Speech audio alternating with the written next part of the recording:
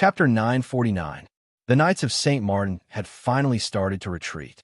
After a few hopeless attempts, they finally realized the huge gap in strength between them and their enemy. Thus, they gave up and began to retreat.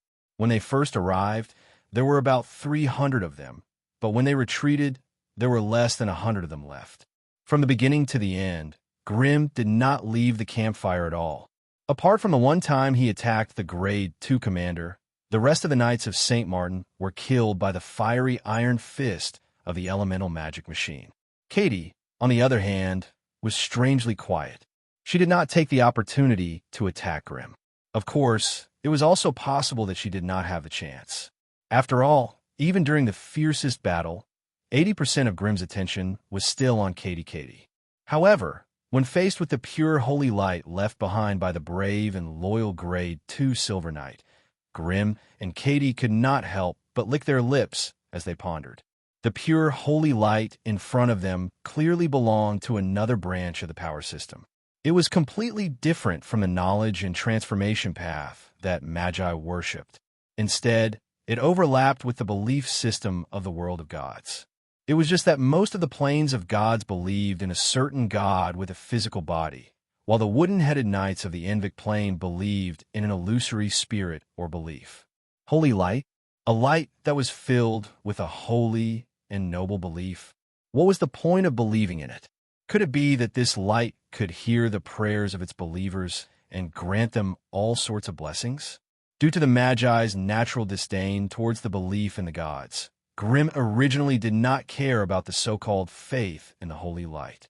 But now, when a loyal and pure believer of the holy light died in front of him, his body turned into ashes, and the last wisp of his soul floated in front of him in a wisp of pure, white holy light.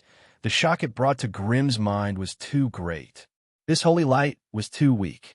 If Grim released his burning domain, a gentle breeze from the wilderness would be able to blow it away, and it would cease to exist. However, Grim had a feeling that the wisp of holy light and the soul that was attached to it would not disappear just like that. Instead, they would gather somewhere under the guidance of the plane's laws and become a part of a greater will. Although this feeling was ridiculous, Grim firmly believed that it was true. The source of his confidence was the AI chip's analysis of the laws of Invic's plane. With Grim's strength, he could not decipher and analyze the fundamental laws of the plane. The AI chip could only probe and use the laws of the plane. There was still a long way to go before he could truly control them. Faith in the holy light was undoubtedly one of the rare high-level powers in the Envic dimension, and its research value was definitely above the basic laws. Now, there was a shortcut to peek into the power of faith in the holy light. Although it was very different from the power of the sorcerers, it was still a good research subject. Beep detected the existence of pure spiritual energy. Can be captured, absorbed, or destroyed. Please make your choice. Grim could understand the concept of capturing and destroying. But what was the use of absorption? Chip, what are the effects of absorbing this holy light? Beep. This is an extremely pure and condensed spiritual energy. After removing the spiritual impurities, it can rapidly strengthen the host's spiritual attribute, increase the spiritual attribute. At this moment, Grim's hair almost stood on end. Ever since he became a magus, he had tried countless times to search for items and methods that could quickly strengthen his spiritual attribute. Unfortunately, apart from the magus system's meditation technique, he could not find any other methods. Of course, some rare magus resources could still be used, such as the elven holy water from the Farum Plane, the spiritual mixture from the Silver Alliance, and the giant's brain that had once appeared in the magus market. It was a pity that these things were all at least rank 4 or 5, and Grim did not have the qualifications to obtain them. What was the biggest factor that restricted a magus from advancing? Naturally, it was the slow increase in one's basic strength. Grim was currently walking the path of an elemental magus, and his main focus was spiritual force. On the other hand, after Grim reached Tier 3, his concentration had skyrocketed. However, he had only managed to raise his concentration from 31 points to 32 points. Ever since it reached 32 points, the rate at which his spiritual force increased slowed down. Grimm had made some calculations. According to the current rate at which his spiritual force increased, it would probably take 10 to 20 years of arduous training and daily meditation to increase it by 1 point. Moreover, the higher one's rank was, the slower the rate at which one's spiritual force increased. Many magi would exhaust their lives and still not be able to increase their spiritual force to the point where they could advance. If one could successfully advance by hiding in a magus tower and suffering, there would not be so few rank 4 magi in the entire magus world. If they did not think of ways to find resources that could speed up the process, most magi would die of old age in their own wizard's pagoda. Hence, when he suddenly heard the Chip's prompt, Grimm, who had been calm a moment ago, felt a little dazed. In his daze, Grimm impatiently reached out to grab the flickering holy light. The bonfire beside him suddenly dimmed, and the sharp whistling of the wind immediately filled the entire area. Katie, who was 200 meters away, suddenly appeared beside Grimm. She held 2 metal thorns in her hands and pierced the translucent flame barrier in front of Grimm, leaving a deep dent in it. On the other hand, the 5-sided metal blades circled behind Grimm and slashed at the flame barrier from different angles. No matter how strong a rank 3 barrier of fire was, it could not withstand the all-out attack of a rank 3 mechanical witch. It only lasted for 1 to 7 seconds before shattering. After the barrier of fire shattered, Grimm's defensive force field, which was a mixture of spiritual force and fire energy, was the next to be attacked. This was also his last defensive force field. The elemental magic equipment that had been chasing away the Knights of St. Martin roared and charged towards the bonfire. The plague-poisoned spirit, who was sitting on Grimm's shoulder, screamed and cursed Katie, who was right next to him. However, one of them was 120 meters away, and the other was only at rank 2, unable to stop the attacks of a rank 3 mechanical witch. Thus, the only one who could save Grimm was himself. Not even a second of distraction had brought Grimm the threat of death. This showed how fierce and terrifying high-ranked magi were in battle. The 2 metal spikes continued to advance, heading straight for Grimm's forehead. The distance between the two was less than half a meter. The sharpness and penetration spells enchanted on the metal spikes continued to show their effects. The layers of flame barrier and energy field exploded into tiny fireworks and sparks that filled the sky. Her 31 points of strength were the driving force behind the metal spikes. Otherwise, the elemental turbulence after the explosion of the flame barrier and energy field would have been enough to disrupt any subsequent attacks. The plague-poisoned spirit's full-powered curse of death turned into a cloud of gray smoke as it entered Katie's body, causing her face, which was made of flesh and metal, to turn a shade of gray. However, her 36 points of vitality was enough to resist the first wave of the curse of death and continued to push the metal spikes forward. The tip of the metal spikes was less than 5 centimeters away from Grimm's forehead. The last defensive force field was severely dented, and the translucent force field was filled with cracks that looked like spider webs. It seemed like it would shatter at any moment. Once the energy barrier disappeared, with Grimm's crude close combat skills, it would be impossible for him to survive against a magus hunter like Dagger Girl. Crackle, beside the bonfire, a dry firewood made an almost undetectable sound. The bonfire suddenly expanded, and the crimson flames condensed into a tall, flaming human figure. Light and shadow flickered in the field. Silently, the tall figure and Grimm, who was sitting cross-legged, had strangely swapped places. The defensive force field shattered, and the metal spikes pierced through the forehead of the tall, flaming human figure. The head made of flames exploded into sparks that filled the sky. Katie's metal spikes and flying blades intertwined, and the flaming human figure was completely destroyed in an instant. Grimm's pained and resentful roar resounded in the air. Next, the flaming human figure above the bonfire turned into Grimm and angrily threw 2 giant fireballs at Katie. Dong dong, Two massive mushroom clouds of flames quickly appeared beside the bonfire, and Katie let loose a howl of anguish as her body transformed into a surging saber formation, forcing back the raging crimson firestorm before appearing over 100 meters away in a flash. In another flash, she appeared at the end of the line of sight and disappeared without a trace. Although Dagger Girl was fast, Grim could still see her clearly. The stacked flame damage from the two berserk fireballs had already scorched half of her skin into a layer of charcoal. Although it was not fatal, it was still a serious injury. Therefore, even though she knew that Grim was right beside her and that she had lost her elemental protection, Katie still chose to escape instead of staying behind to fight him. Although the flaming human figure she killed was not Grim's original body, it was still an important figure like his fire clone. Having a portion of Dagger Girl's consciousness annihilated was a huge blow to Grim. Moreover, it was the most precious mental force of an elemental sorcerer. It was a serious injury. Katie, on the other hand, seemed to have suffered more serious injuries, but they were only superficial wounds. As long as she was given enough time and flesh, it would only take her 3 days to heal such an injury. It was almost impossible for Grim to recover from the mental damage caused by the destruction of his fire clone in 3 days. It was because she understood the damage caused by the other party that Katie gave up on the opportunity to fight in front of her. She chose a more stable and safer way of fighting.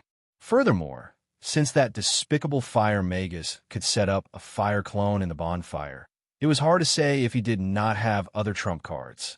If he was forced into a corner and decided to fight to the death, even Katie did not have the confidence to avoid the backlash of a powerful Grade 3 fire magus.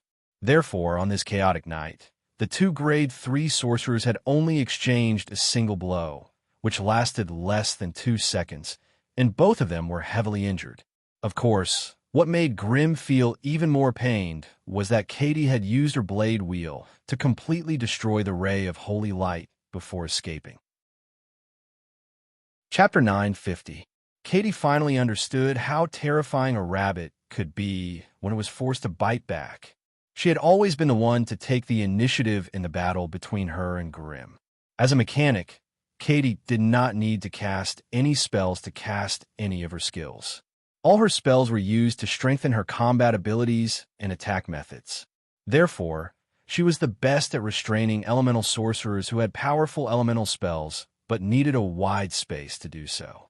Although Grim was a different kind of elemental sorcerer and had close combat abilities that were not inferior to fire spells, he was still much more immature and crude compared to Katie. If Katie did not have the help of the elemental equipment, or if she was willing to sacrifice herself, Grim would have long since died under her compound attacks. Of course, this was only what Katie thought. But now, when she took advantage of the situation to launch a sneak attack on Grim and destroy the holy light, Grim was obviously enraged. Grim, who had always been calm and collected, was enraged and chased after Katie with his elemental equipment. With the guidance of a group of low-level wind spirits, no matter how Katie traversed the mountains and forests, Katie would soon catch up with Grim, even though she would lose him for a while. After chasing and running for half the night, Katie suddenly realized that something was wrong. That damned wizard had many elemental puppets. All he had to do was sit on the elemental puppets and command them to charge around. Katie, on the other hand, could only run on the ground. If Katie was in her best condition, she would have been able to last for 3 days and 3 nights with her constitution. But now, she was covered in wounds and needed to rest. But she had no choice but to run for her life under the pursuit of the fire wizard. Healing consumed energy, and running for her life consumed even more energy, but she did not have the time to stop and replenish her energy.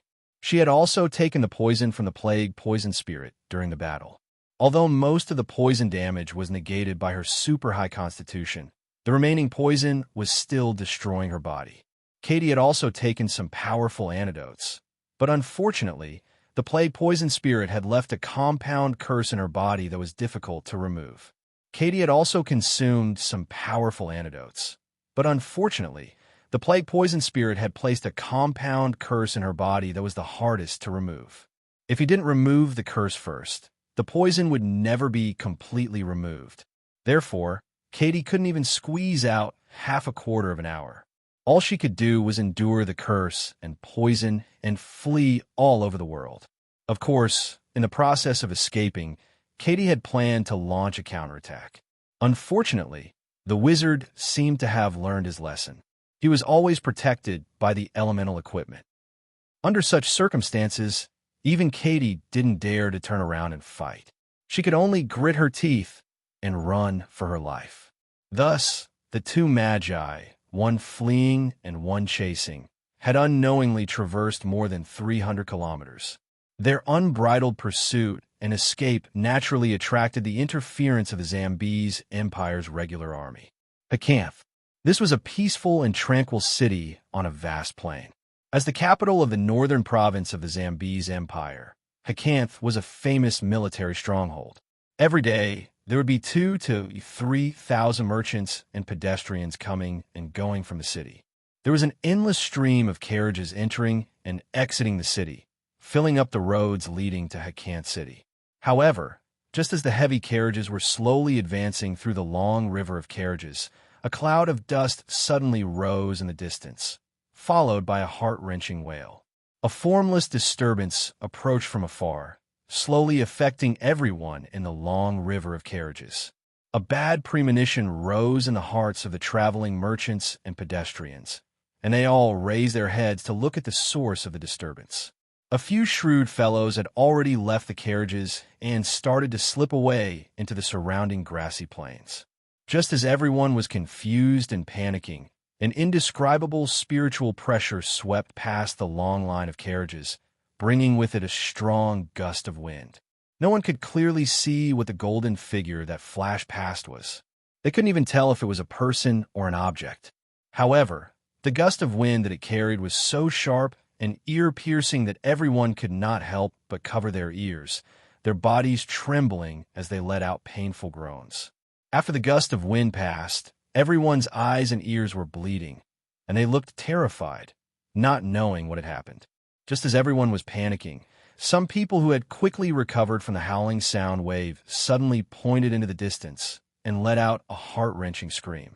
Everyone turned around in panic, and only then did they see two behemoths, one big and one small, charging straight at them. The bigger one seemed to be a giant serpent that was pieced together from sturdy rocks. It crushed countless cargo wagons and four-wheeled carriages along the way as it slithered forward without any delay. Beside the giant rock python, a tall metal giant with a body of dazzling red light was also striding forward with heavy, rumbling steps.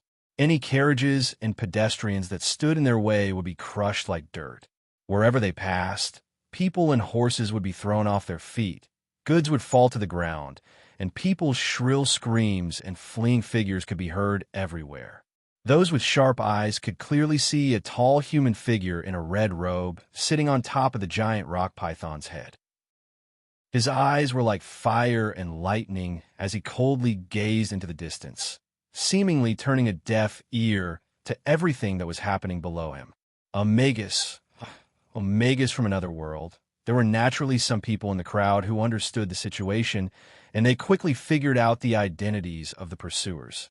However, with their strength, what could they do against a grade 3 magus from another world? When some irrational people picked up rocks or broken planks and threw them at the giant rock python, they finally attracted the attention of the tall magus. Thus, in the next second, a pale red flame barrier quickly enveloped the area. Almost at the same time that the flame barrier enveloped the surroundings, the area became a sea of flames. The terrifying magical flames instantly ignited everything within the barrier. Carriages, goods, sacks, planks, pedestrians, grass, and even the dark and glossy ground began to rapidly melt under the scorching flames. It was as if a circular incinerator had been set up. As the gigantic serpent moved forward, all life and matter were quickly melted by the terrifying flames and turned into ashes. The people blocking the path of the flame barrier immediately fled from the carriages in a frenzy, fighting to be the first to leave the trade route. At the same time, urgent alarm bells rang in the distant Hokkien city. As the most prosperous and important city in the northern part of the Zambez Empire, Hokkien City was naturally garrisoned by a large number of holy knights.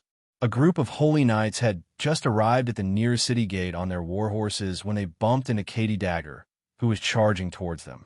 After trying to escape to all sorts of places, they still couldn't shake off the berserk fire magus.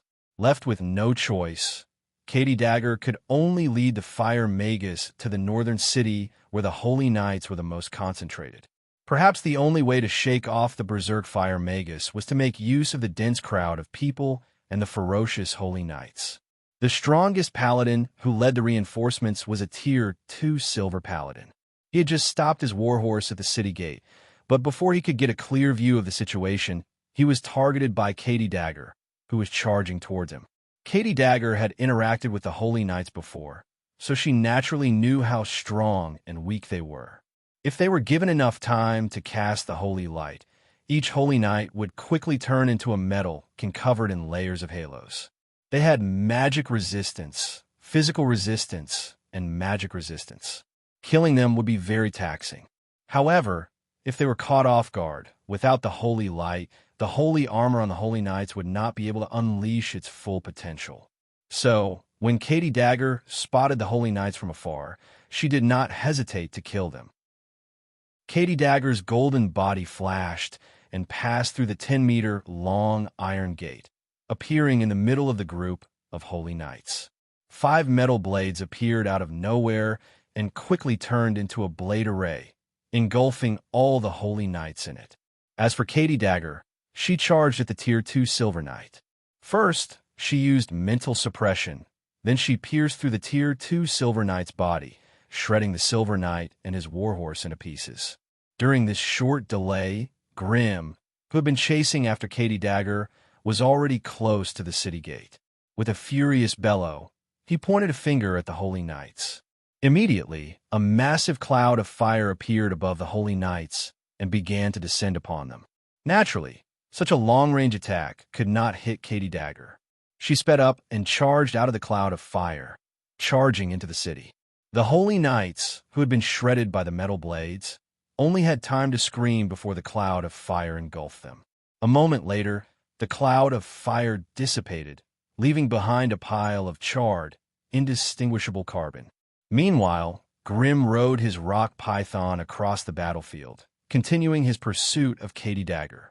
Although Harkentha's city gate was tall, it could not accommodate the strengthened rock python.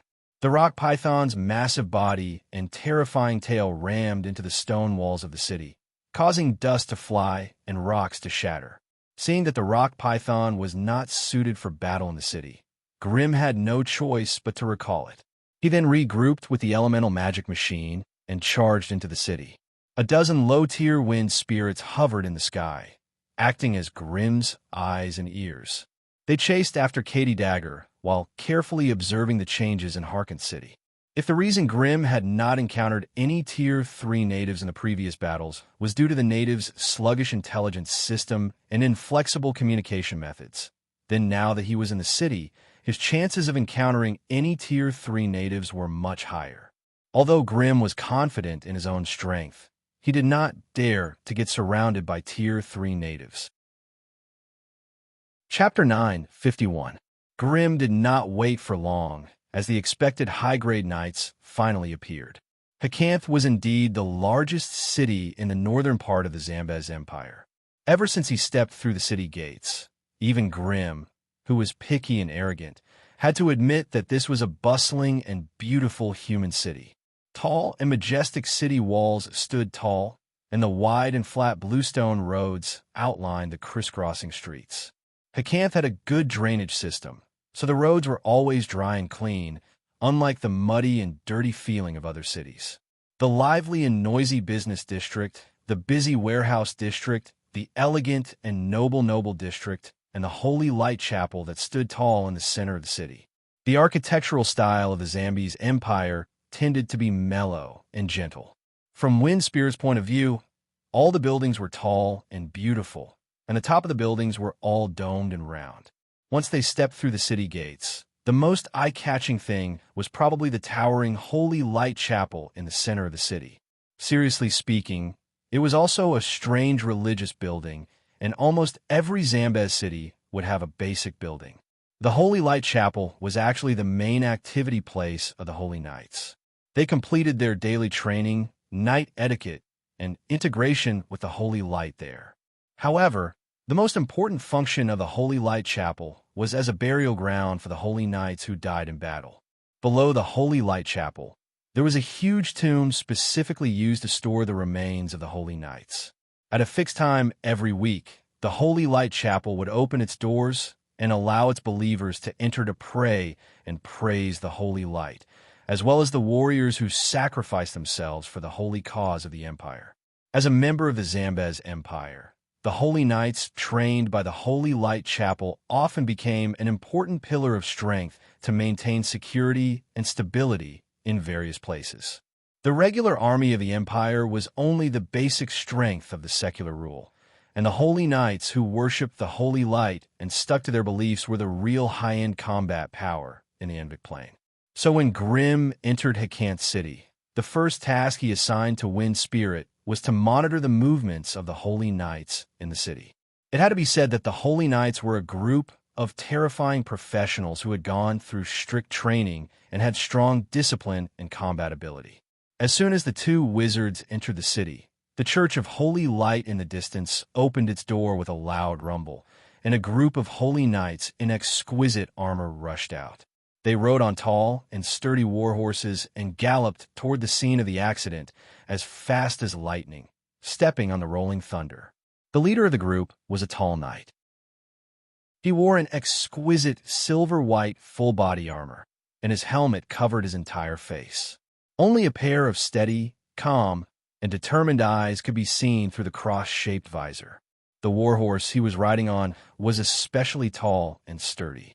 As it galloped, the faint sound of thunder and tiger roars could be heard. Naturally, Grimm did not look at his enemies' physiques and auras. Instead, he scanned the energy within their bodies. Holy Knights would not distort or conceal their energy aura like wizards, so the data obtained through this method was often the most direct and reliable. With the help of the Eye of the Wind Spirit, Grimm chanted a few incantations, and the paladins that were charging towards him turned into red dots of light in his eyes. There were 304 people in total. Most of the dots were light red, and based on the intensity of their energy, they should be grade 1. There were about 282 of them. Other than that, there were 21 dark red dots, which meant that they were grade 2 silver paladins. The leader of the group was a silver-armored paladin, and his body emitted a bright red light that gave people a terrifying feeling. Grimm squinted his eyes, and a fierce look appeared on his face. Grade 3. I've finally encountered Grade 3 from the Embark Plain. Just like how the regular army looked down on the inferior forces, Grimm, who was born in the sorcerer world, also looked down on the low magic planes of the same rank. Holy Knights? In the end, they were just a group of warriors who trained in both magic and martial arts. In terms of physical strength, they were no match for anatomy refinery wizards. In terms of elemental magic, they were no match for elemental wizards. They only relied on the strange holy light to force their way into the ranks of high-order wizards. How could they be compared to an orthodox wizard like Grimm? Grimm didn't try to dodge and charge towards the group of holy knights with extreme confidence and disdain. As for Katie, who had been chasing after him, she had mysteriously disappeared after entering Hawkins City. Due to the dense life aura in the city and the complicated terrain, there were too many places to hide, so Grimm did not have the ability to continue chasing after her. Thunder rumbled, and the sound of hooves thundered. The originally peaceful street was now filled with frightened people, running in all directions and hiding in houses and shops. When Grimm and the elemental equipment set foot on the wide street that led straight to the Church of Light in Hawkins City, the Paladin Order appeared at the other end of the street with lightning speed. In the name of the Holy Light, Knights charge! Charge! A series of earth-shattering roars and roars filled the air. The holy knights, who had adjusted their formation, galloped on their horses while raising their double-edged greatswords high up in the air. They chanted a short holy prayer. Valiant, tenacious, glorious, bless. Following a short and loud shout, rays of dazzling divine light began to surge from their bodies. Layer upon layer, layer upon layer, they were embedded and fused with each other, causing every single one of them to be mighty and sacred to the point that others didn't dare to look at them directly. Grimm could not help but frown as he watched this scene. If it was just an illusory effect, Grimm would not have to frown. With the help of the AI chip's scanning ability, he could sense a powerful magical energy within the holy light. Valiant buffed himself with spirit defense, Tenacious buffed himself with intermediate magic resistance, Glorious buffed the recipient's strength, vitality, agility, and spirit. Protection also prevented the Holy Knights from being affected by mortal strike. Previously, Grimm didn't pay much attention to those extremely ordinary LV-1 Black Iron Knights. But now, under the effects of the Holy Light, their strength had skyrocketed to a point where even Grimm could not help but sigh. As for the Tier 2 Silver Knights, they had grown to a point where they could even pose a threat to Grimm. However, this was not the end of it. Apart from the individual holy buffs, the Holy Knights also had a frightening AoE buff. The leading grade 3 Golden Paladin roared and raised the greatsword in his hand. A milky white holy aura appeared under his body and immediately covered all the paladins with a brilliant layer of holy light. Holy Protection, a Tier 3 Holy Knight skill. It gave all the Holy Knights within 60 meters of the Holy Halo a holy light shield with a defense of 400 degrees. Apart from that, the Grade 3 Golden Knight chanted the Holy Orison aloud as he charged forward. Almost all of the combat skills he used were AoE. Holy Strike. This increased vitality and critical strike. Holy Shock. This increased strength and physical damage. Holy Dawn. This reduced elemental damage. Honestly speaking, the hundreds of Holy Knights buffed themselves and their teammates with all sorts of holy protection as they charged forward. The dazzling light that soared into the sky was enough to blind their enemies. In Grimm's eyes, the Holy Knights were just a bunch of weak lambs when they charged forward. However, when they reached the middle of the street, they had already turned into a group of ferocious tigers armed to the teeth. Grimm's expression finally changed. At this moment, the Tier 3 Gold Knight's berserk aura had far surpassed his own. Name, unknown gender, male profession, Gold Knight, Tier 3, base attributes, Strength 34, Agility 16, Vitality 35, Spirit 28. Seeing the AI chip's feedback, Grimm immediately felt a headache coming on. After receiving so many divine buffs, the Tier 3 Swordsman's basic attributes had actually exceeded 30 points in 2 of his basic attributes. The shock Grimm felt was indescribable. One had to know that even Grimm, an orthodox elemental sorcerer from a higher plane, only had one attribute that exceeded 30 points. This was after he transformed into a Balrog. Otherwise, the difference between him and the Tier 3 Gold Knight would be even greater. Damn it, I can't fight this guy head-on. As soon as this thought appeared in Grimm's mind, he suddenly slowed down a little. The elemental magic equipment that was advancing beside him roared and charged forward. Terrifying magical energy gushed out from the slits of its huge metal body. As the two sides approached each other, the elemental magic equipment roared and suddenly charged forward under the impetus of the powerful magical energy. The elemental magic equipment's iron fist that was wrapped in dazzling red light smashed towards the Gold Knight. The Gold Knight also roared.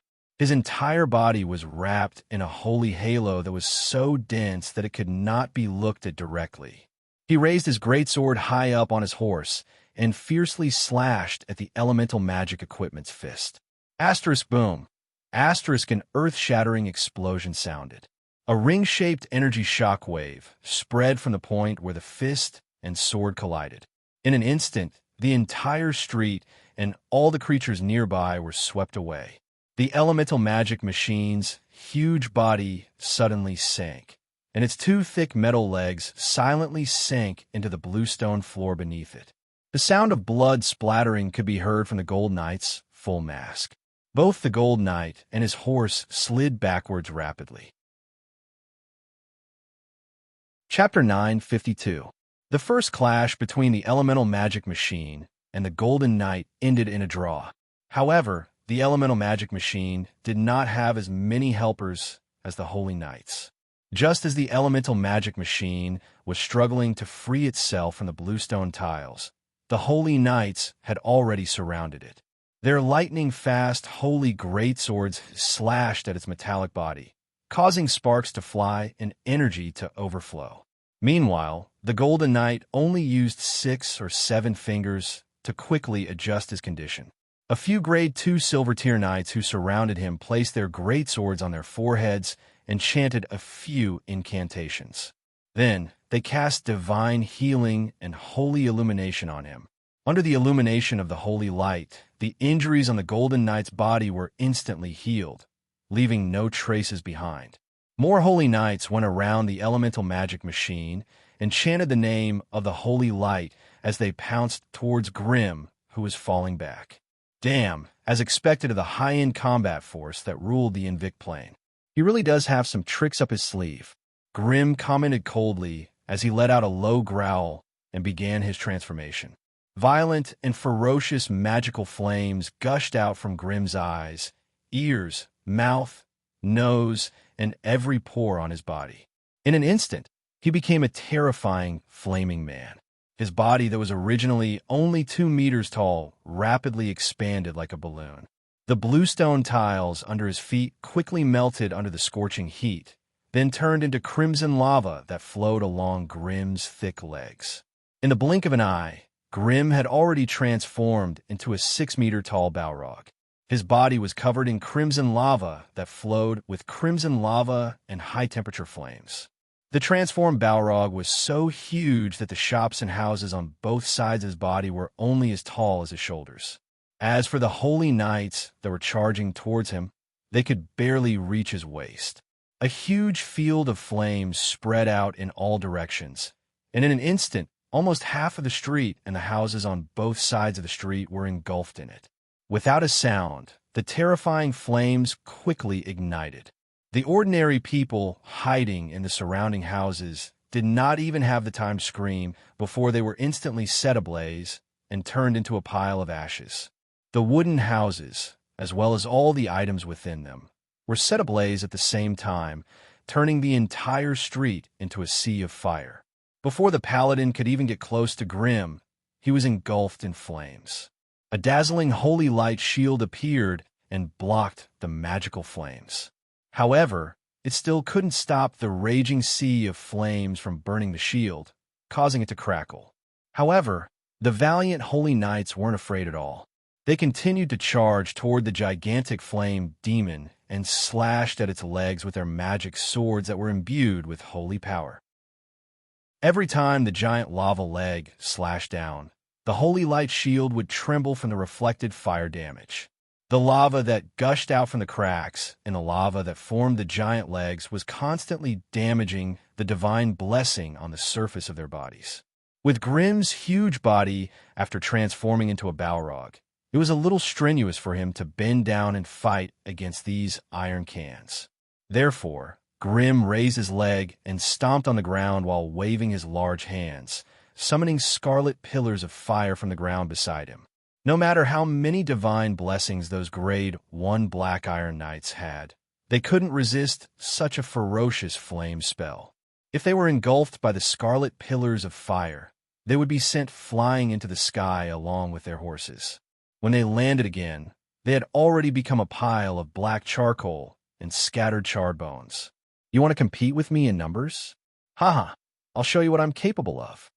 Grimm laughed maniacally as he summoned a huge flaming gate while enduring the attacks of more than 20 paladins. A moment later, flames surged from within the flaming gate, and strange creatures of all shapes and sizes rushed out. Their bodies were made of elemental flames. Go, people of the flame! turned this place into a sea of fire. Under Grimm's command, a large number of flame creatures broke into Invic's plane from the fire elemental plane. Some of them charged down the street and fought with the Holy Knights. Some of them had their own thoughts and intentions, and they left the battlefield and rushed into the surrounding streets and alleys. As the purest fire creatures, their greatest joy in life was to turn everything in the world into a playground for them to play with. Even if they didn't deliberately set fire, they would still cause a sea of fire wherever they went. The buildings outside the battlefield were quickly engulfed by the surging flames.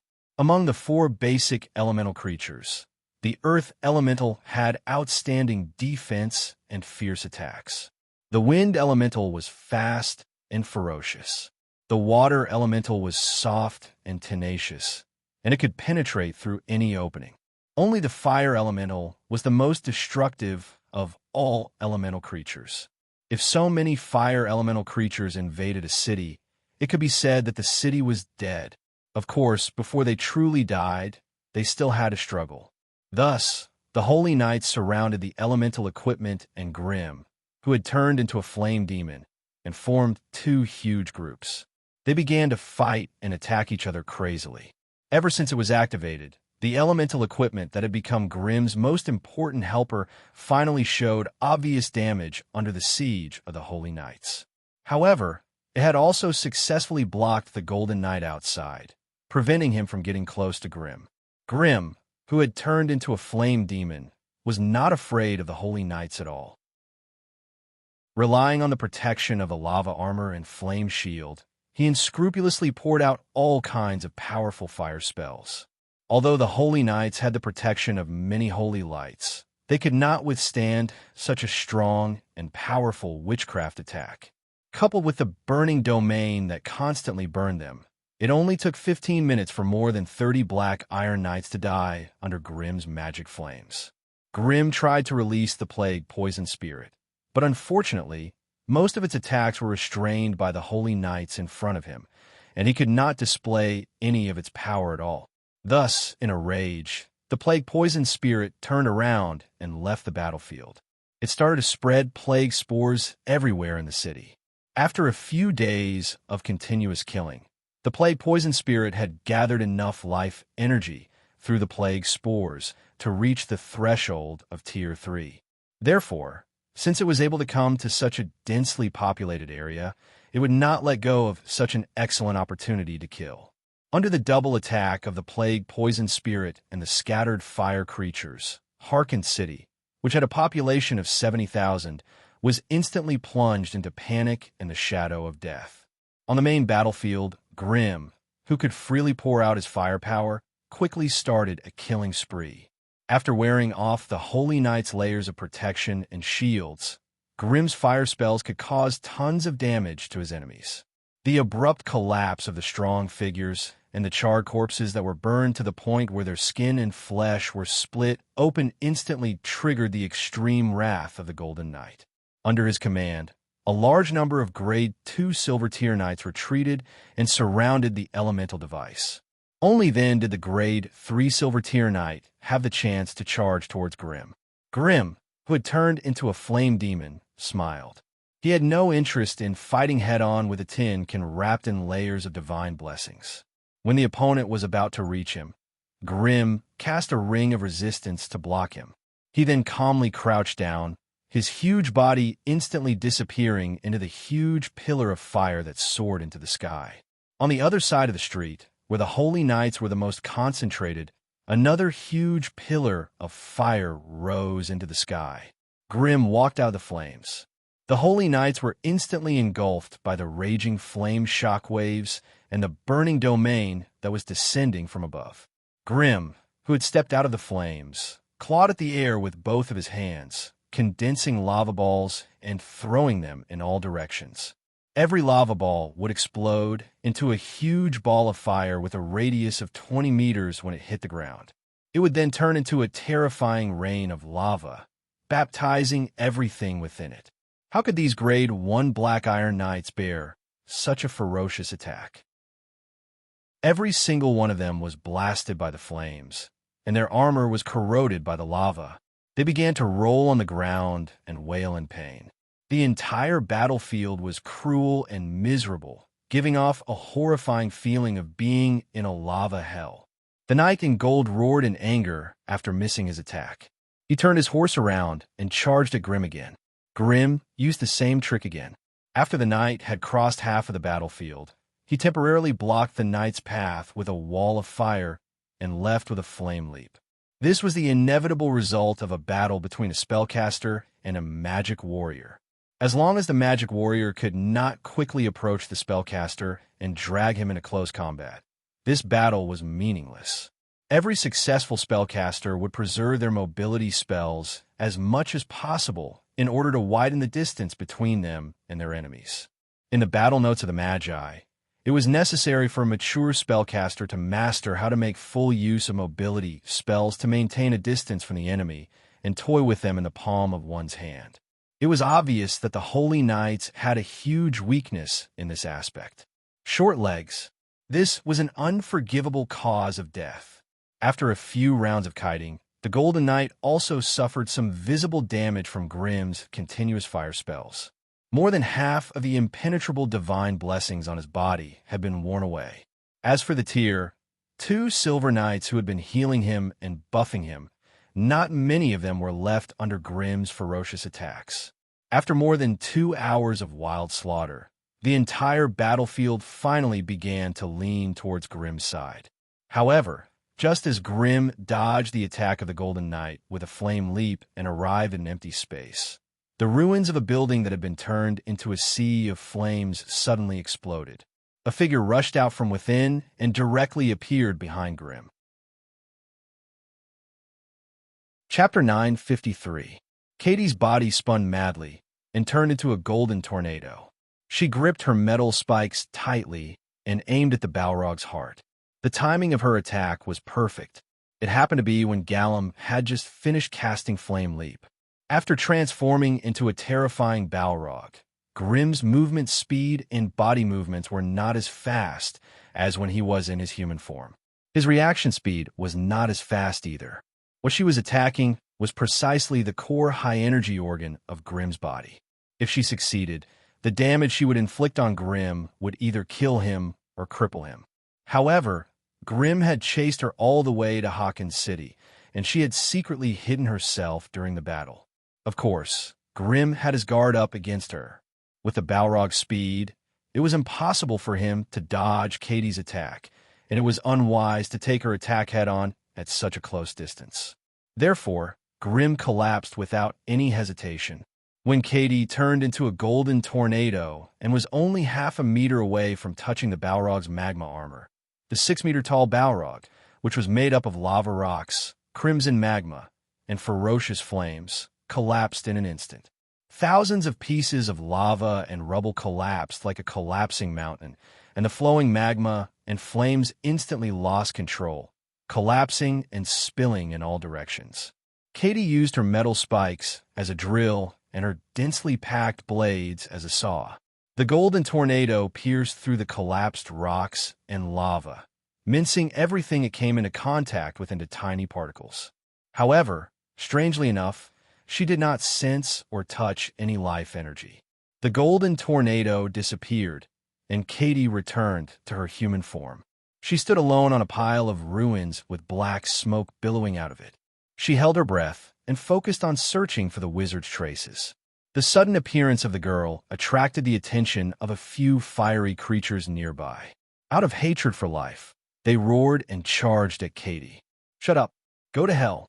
Katie, who was fuming with rage after her ambush failed, swung her metal blade wheel.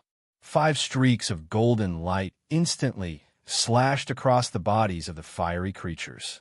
The bodies of these flame creatures, which were only at the stage 1 level, were instantly destroyed, turning into a rain of fire.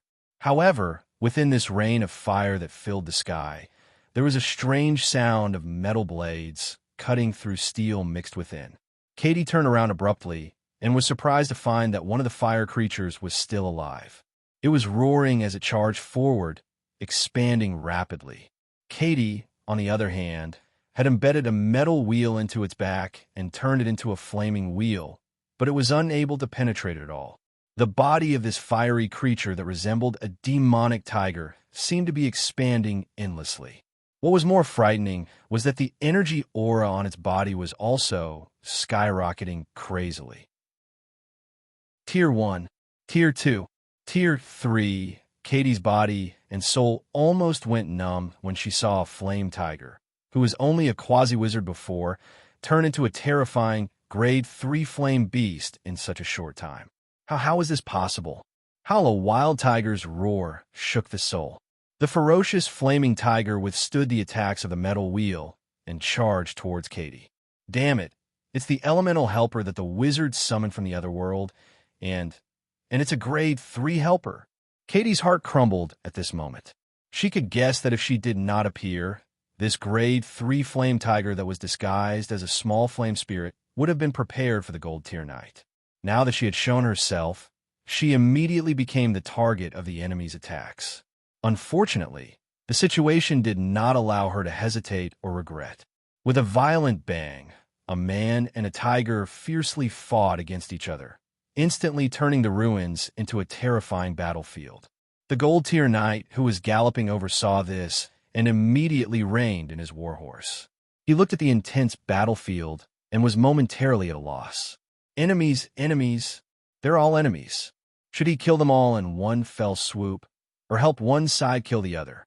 Or should I sit on the mountain and watch the tigers fight, waiting for them to kill each other? Just as he was hesitating, the team of paladins attacking the elemental magic machine encountered problem. A Grade 2 Silver Tier Knight could not dodge in time, and the elemental magic machine's right hand spat out a stream of crimson flames that ignited his entire body, charring him along with his horse. Although he was rescued by his companions in time and dragged to the side for holy healing, such a serious injury meant that he could not return to the battlefield. And because of this, there was an opening in the team attacking the elemental magic machine, giving the opponent a chance to escape. The Gold Tier Knight saw that the situation was not good, and he could not care less about the two enemies who were locked in a fierce battle. He turned his horse around and charged towards the elemental magic machine. At the edge of the battlefield, a strange face suddenly appeared in the flames of a burning house. It opened its golden eyes and scanned the battlefield coldly. Seeing that the Gold Tier Knight did not intervene in the battle between the two Grade 3 knights, but instead went to attack the elemental magic machine, the flaming face sneered and finally shifted its attention to Katie. Of course, the flaming face was created by Grimm, and this technique was actually learned from Sindar, the flaming tiger. Using real flames to hide one's body was also the ultimate technique of some flame creatures. If it was not for Sindar's guidance, Grimm would not have been able to do this without decades of hard work. Grimm turned into a pure flame and weaved in and out of the sea of flames. Compared to the body of a human and a fiery demon, the pure body of flames was actually more compatible with Grimm's soul origin, and it was also more unpredictable. Moreover, after turning into a formless body of flames, his movement speed was faster and stealthier than ever before. As long as there was a flame, he could travel freely, and he did not even need to use the power of witchcraft. This would also reduce the possibility of his enemies discovering him. While patrolling around Katie and Sindar, the flaming tiger, Grimm watched their battle from the side while looking for the best opportunity to attack. He knew that Katie was aware of his existence. He also knew that the other party was definitely trying to find him, and the best way to do so was to create an opening to lure him into attacking. Thus, he needed to find an opportunity to attack, and it definitely could not be a trap set by the enemy. This was a test of his eyesight. Katie was fighting with all her might. The flaming tiger in front of her was surprisingly difficult to deal with. Unlike the elemental bodies of ordinary elemental creatures, this flaming tiger not only had was skillful control of the fire element, it also had a sturdy body. That's right, its semi-elemental body seemed to have been mixed with some kind of strange metal, and it was actually as sturdy as a superalloy. The remaining skin on Katie's face couldn't help but twitch as she watched the ferocious flaming tiger, which was made of pure elemental flames, resisting the attacks of the 5 metal blades and 2 metal spikes without giving in at all. As she fought, she screamed in her heart. After all, the 5-sided metal wheel blades and the 2 metal spikes were high-level witchcraft weapons. Not only were they sturdy, they were also imbued with several very practical anti-magic effects. However, when such a compound attack landed on the flaming tiger's body, it was as if they were hitting a super-alloy bronze statue. Apart from the dazzling sparks and loud noises that made people want to cover their ears, not even a single strand of tiger fur was cut. Relying on the sturdiness of its body, the flaming tiger pounced on Katie swiftly and violently, breathing flames, sweeping its tail, and letting out a ferocious roar that shook one's soul. Katie was unable to break free, and she could not focus on finding the whereabouts of that damn fire wizard. Relying on her keen battle instincts, Katie could vaguely sense a deep hostility flowing in the sea of fire around her. Unfortunately, she was busy dealing with the flaming tiger's attacks and could not pinpoint the source of the hostility. This undoubtedly made Katie, who was injured and unable to break free, even more irritated and suspicious.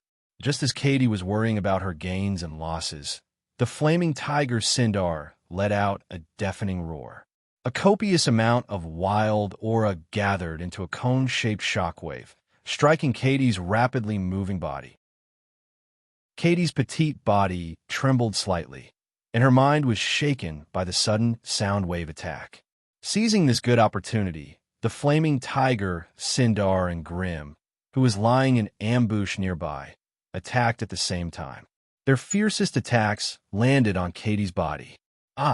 Facing a pincer attack from 2 powerful Grade 3 Magi, even with Katie's conceit, she could clearly feel the aura of death approaching. Katie didn't dare to hold back anymore. She raised her head and let out a sky-piercing scream. A dozen metal blades popped out of her body and combined with the original 5 blades, forming a terrifying metal blade array that revolved around her body crazily. Any close-range attacks or long-range spells that wanted to hit Katie would have to endure the frenzied strangulation and violent slashes of the metal blade formation. This was a multi-layered attack, and anyone who dared to approach Katie would have to endure the physical attacks of each wheel blade at 173 degrees per second.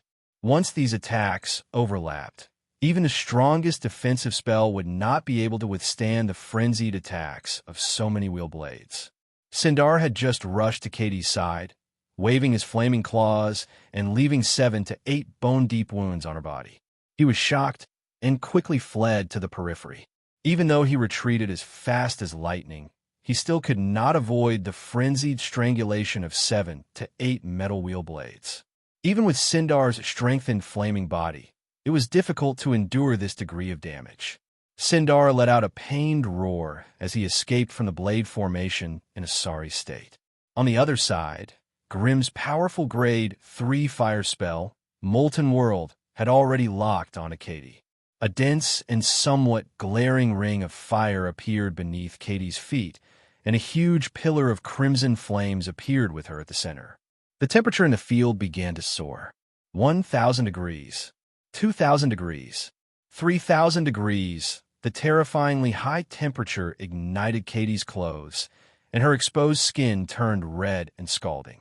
The scorching air made it difficult for her to breathe.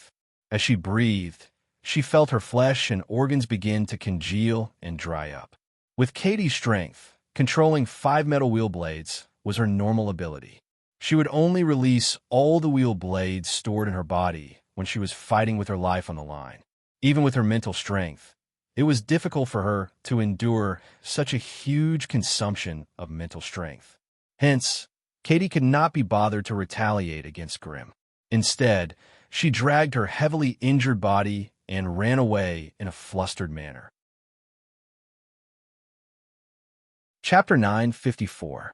Faced with a heavily injured Katie, Grim hesitated for a moment, but in the end, he let her go. It wasn't that Grim was being merciful, but that the gains did not make up for the losses. As expected of a Grade 3 mechanical sorceress, even with such severe injuries, she still retained the terrifying strength to perish together with her enemies. The injuries she suffered this time were not the same as before. Previously, she had only suffered superficial injuries, but her physical body and soul had not suffered any damage. She only needed some time to recuperate and adjust, and she would be able to return to her peak state. However, the injuries she suffered this time were not the same as before. Apart from the damage to her physical body, even her soul seemed to have been invaded by the flames. It was likely that she would not be able to recover from such injuries in the Invictus plane. The only thing Katie could do now was to return to a higher plane as soon as possible and find some suitable resources to expel the terrifying flames in her body. Otherwise, if this dragged on for too long, her strength might even degrade. To a powerful magus with a proud heart, this was worse than death.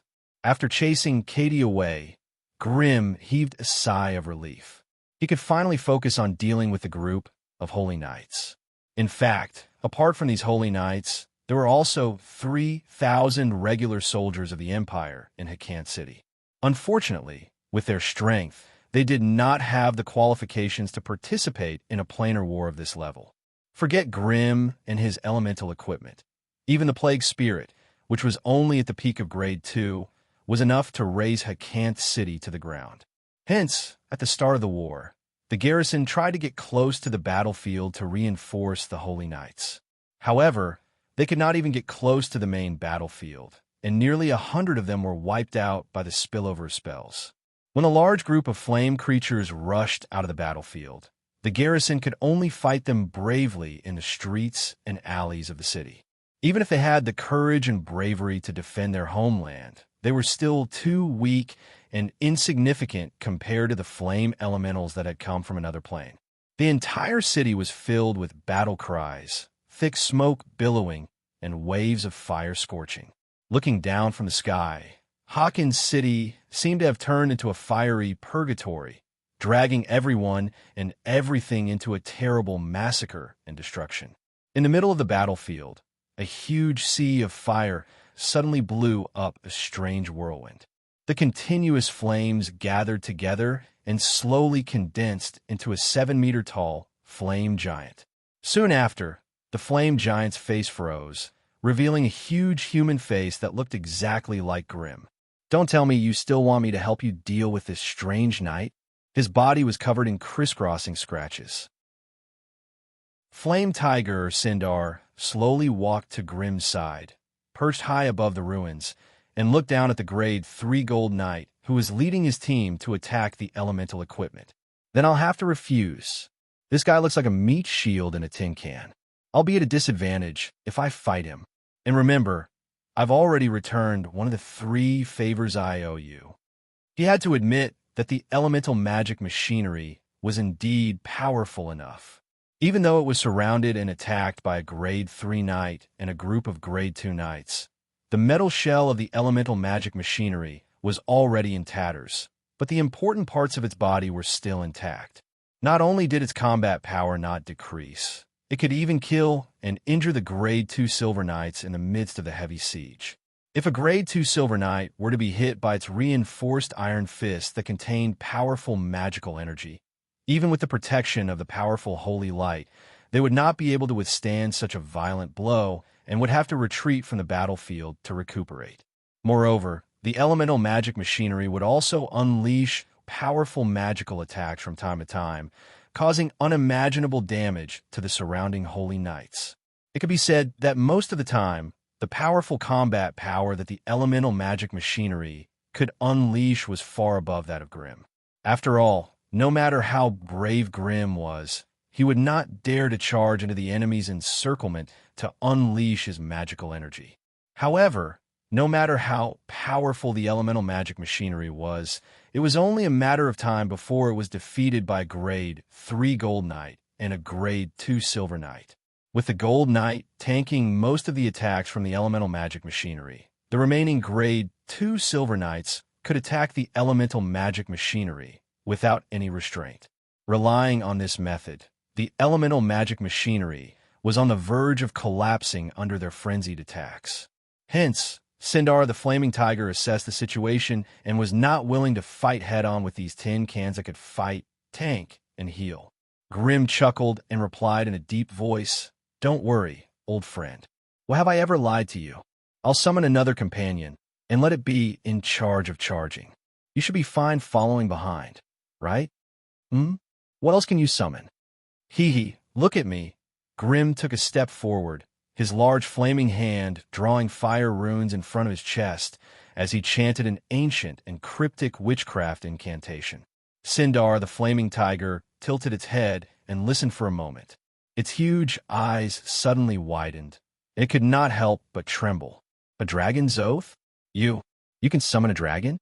Grim did not have the time to answer it.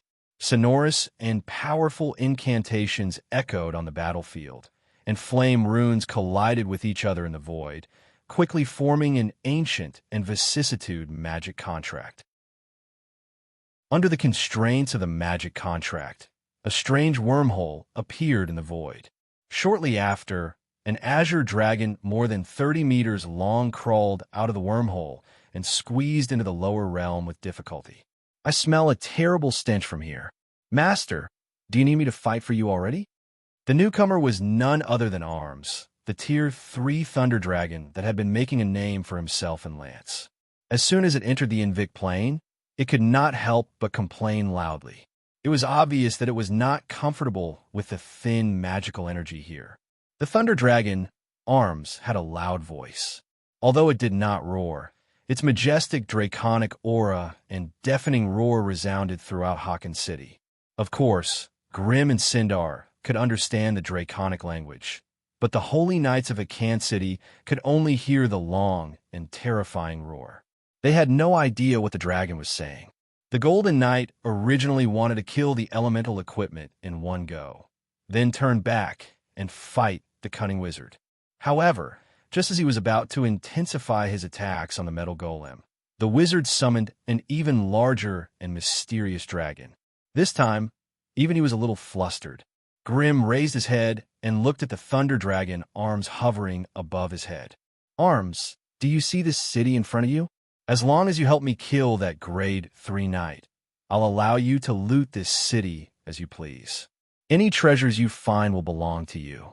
I don't want to cut." "Are you serious?" Arm's eyes widened when he heard Grim's words.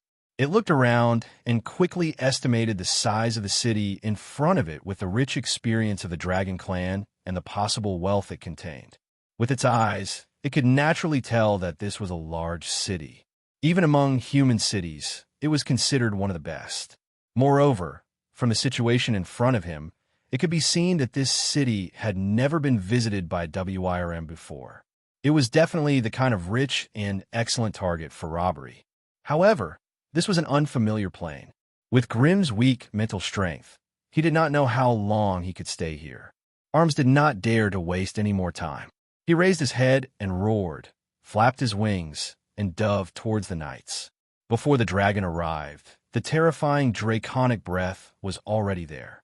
It had to be said that the draconic breath of Arms was very unusual. Many people who encountered it for the first time would be at a disadvantage because of this. The invisible yet powerful sound wave quickly enveloped all the knights that were attacking the elemental equipment. Each of them raised their hands and covered their ears. At the same time, purplish-black snakes of blood spurted out of their eyes, ears, mouth, and nose. The holy light of the knights was indeed powerful. Although they had a splitting headache and their internal organs were shaken by the draconic breath, they still managed to endure it. However, even if they could endure it, the horses under them could not. The Grade 3 Thunder Dragon Arms dove over the heads of the knights. Wherever it passed, the horses neighed and their internal organs were crushed. One by one, the knights fell to the ground. Other than the Grade 3 Gold Knight, who barely managed to protect his horse with holy light, the rest of the knights, including the Grade 2 Silver Knights, all fell to the ground. A good chance, Sindar, the flaming tiger who was standing beside Grim, could not help but let out a roar and charged into the battlefield. "Grim, I put in a lot of effort today. Count me in for the fortune of this city. While charging forward, the flaming tiger Sindar opened its huge mouth slightly and spat out fiery red and violent fireballs, blowing up the holy knights on the battlefield one by one. As a spellcaster, Grimm would not charge into the battlefield like the flaming tiger, the thunder dragon, and the elemental equipment. He stood high in the middle of the burning ruins and waved his hands, quickly conjuring fire spells and unleashing them on the battlefield. Crimson Firestorm, Meteor Shower, Doomsday Volcano, Explosive Fireball. When a powerful fire wizard could cast spells without restraint, the whole battlefield, and even the whole city, could not help but tremble in fear. The Grade 3 Gold Knight, who was previously invincible on the battlefield, could no longer hold on against the attacks of 4 Grade 3 Gold Knights. Chapter 955. With the death of the Golden Knight, Harkon City's resistance came to an abrupt end. Without someone of the same rank restraining them, no matter how many Grade 1 and Grade 2 Holy Knights there were, it was pointless. At Grade 3, they could no longer be defeated by simply stacking their numbers. The Holy Knights, who were crippled, seemed to have realized that they had lost the battle. They regrouped and retreated to the Chapel of Holy Light, hoping to rely on the terrain to defend against the wizard's attacks. It was a pity that their thoughts were beautiful, but reality was always crueler than the cruelest horror novels. After killing the Golden Knight, Arms cheered and soared into the sky. After a brief look, he turned around and headed straight for the most extravagant and luxurious mansion in the city. He didn't have much time left. He had to seize every second to plunder the mansions of the city's upper class and the city's public treasury. It was a challenging and professional job. He didn't want to waste any more time. As for the Chapel of Holy Light in front of him, it was obviously a mysterious building with religious overtones. Plundering such a place would require him to kill too many stubborn guards. Not only would it be a waste of time, the only things he could loot would be ancient books, the bones of famous people in the church, or souvenirs such as clothes and armor. To the members of the church, these items might have a strong commemorative meaning, but to the dragons who only liked gold and shiny treasures, they were too old-fashioned. If he returned to Lance with such treasures, he would be laughed at by all the dragons. Arms didn't even look at the Chapel of Holy Light and rushed to the city lord's mansion in the distance. Sindar the Flaming Tiger rarely had the chance to play in another plane, so he didn't want to return empty-handed. After seeing where Lei Long had gone, it immediately flew towards the trade district of Harkon City as if it was flying. There must be some rare treasures here that couldn't be found anywhere else. In the blink of an eye, the only ones left were the battered elemental machine and Grimm, who had transformed into a tall, flaming man. The ground was littered with the corpses of the Holy Knights. Under Grimm's command, the elemental machine roared and chased after the retreating Holy Knights towards the Chapel of Holy Light. Grimm leisurely walked towards the remains of the Grade 3 Golden Knight. His opponent's body had already been battered into a miserable state, and Grimm's final meteor blast had blasted him into pieces. The holy armor on the surface of his body was distorted beyond recognition, and his exposed skin was charred black. The surface had been completely carbonized.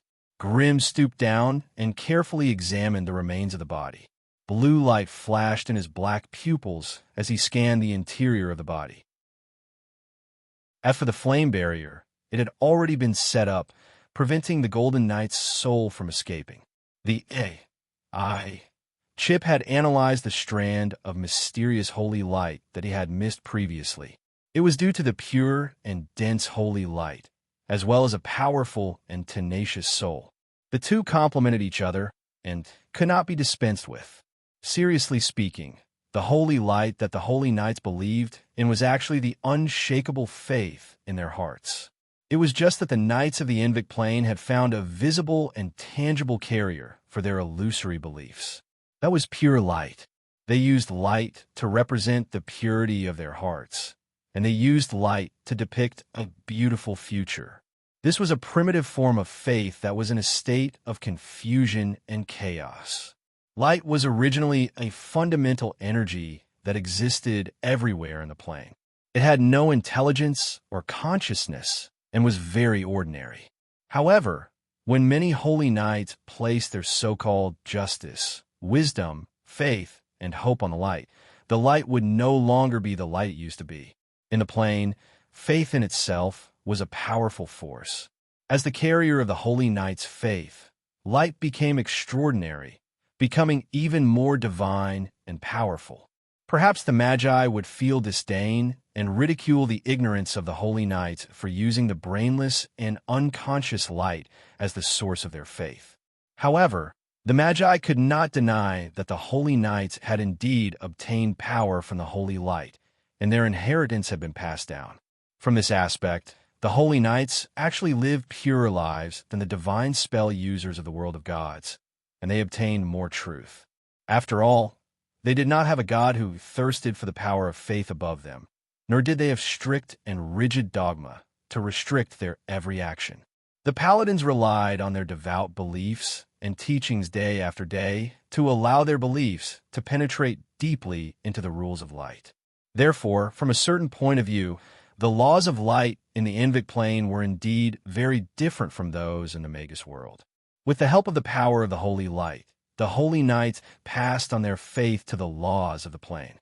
In the Invik plane, no matter where you were born or what race you came from, as long as you acknowledged the holy knight's faith from the depths of your body, mind, and soul, you would be able to sense the existence of the holy light through the power of the plane's laws.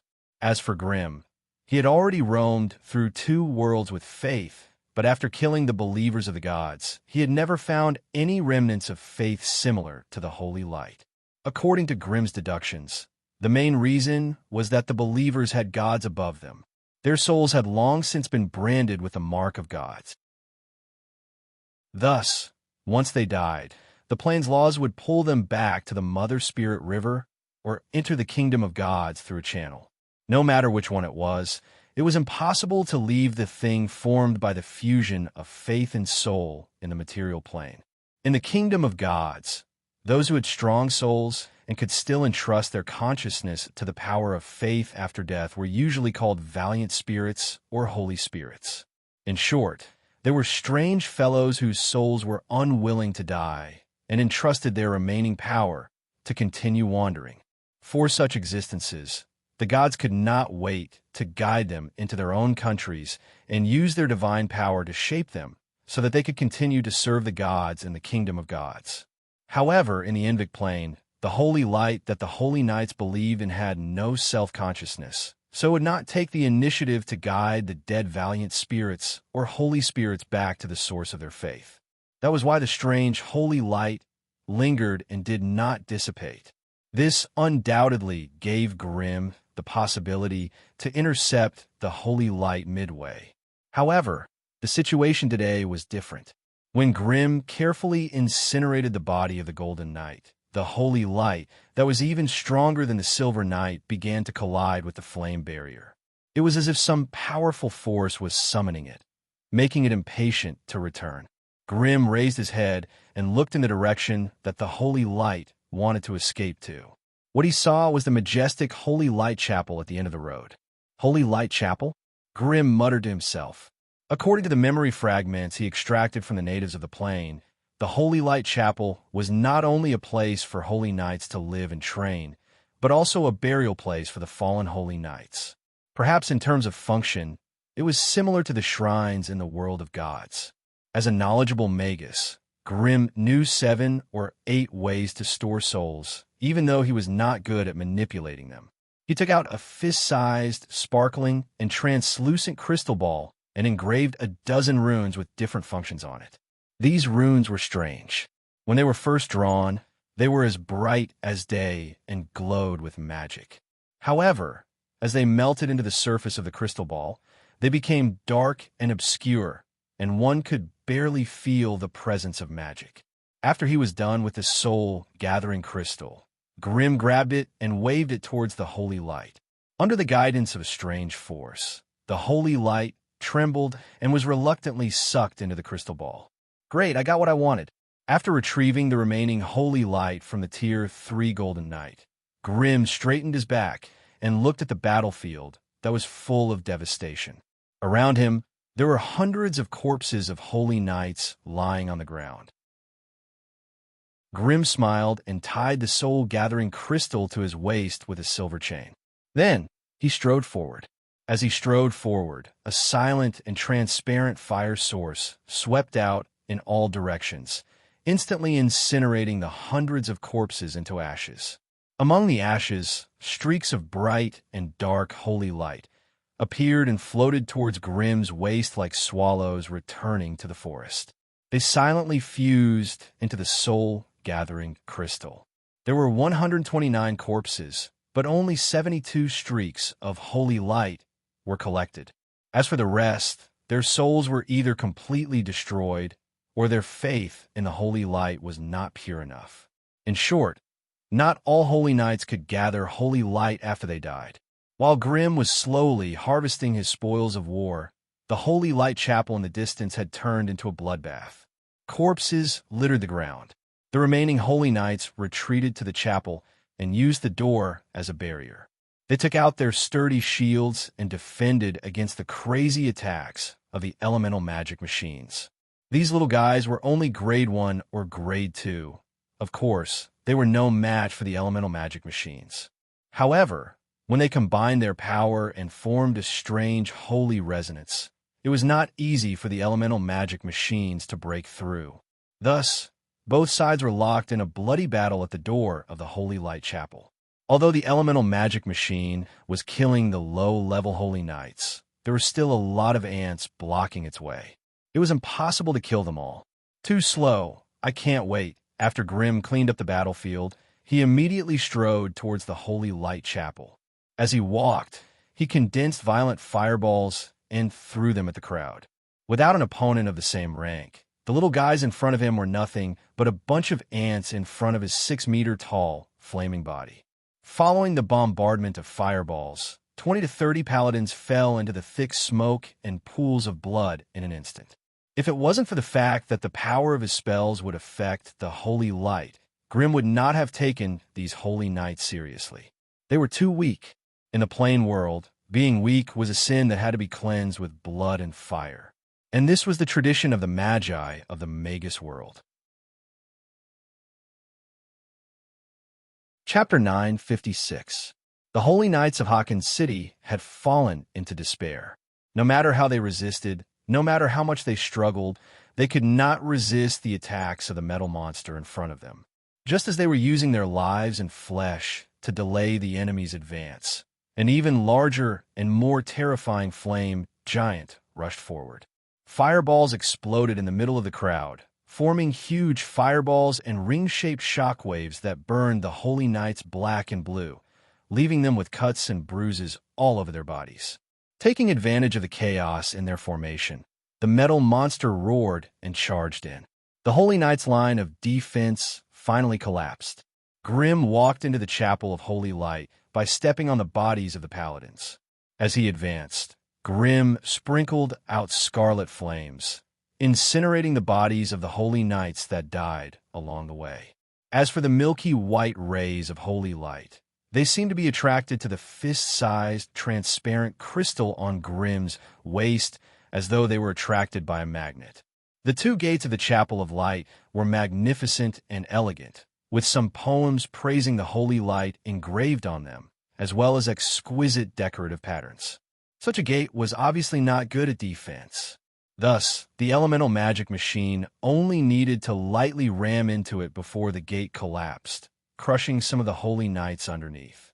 Amidst the loud noise and flying dust, a few holy knights charged out with their swords raised high, their bodies covered in blood.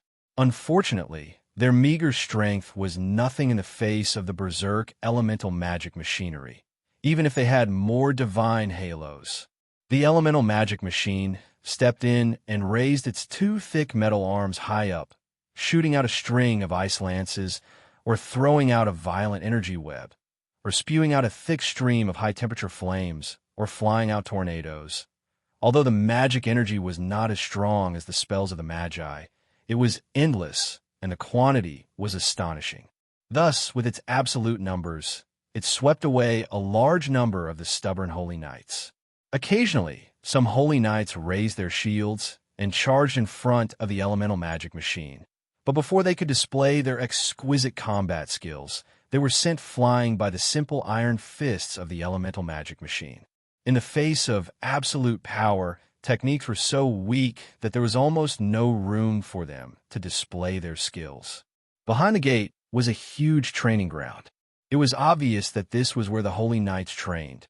Around the training ground were spacious corridors that led to different areas. Among them, the tallest and most majestic chapel was located right in front of the training ground.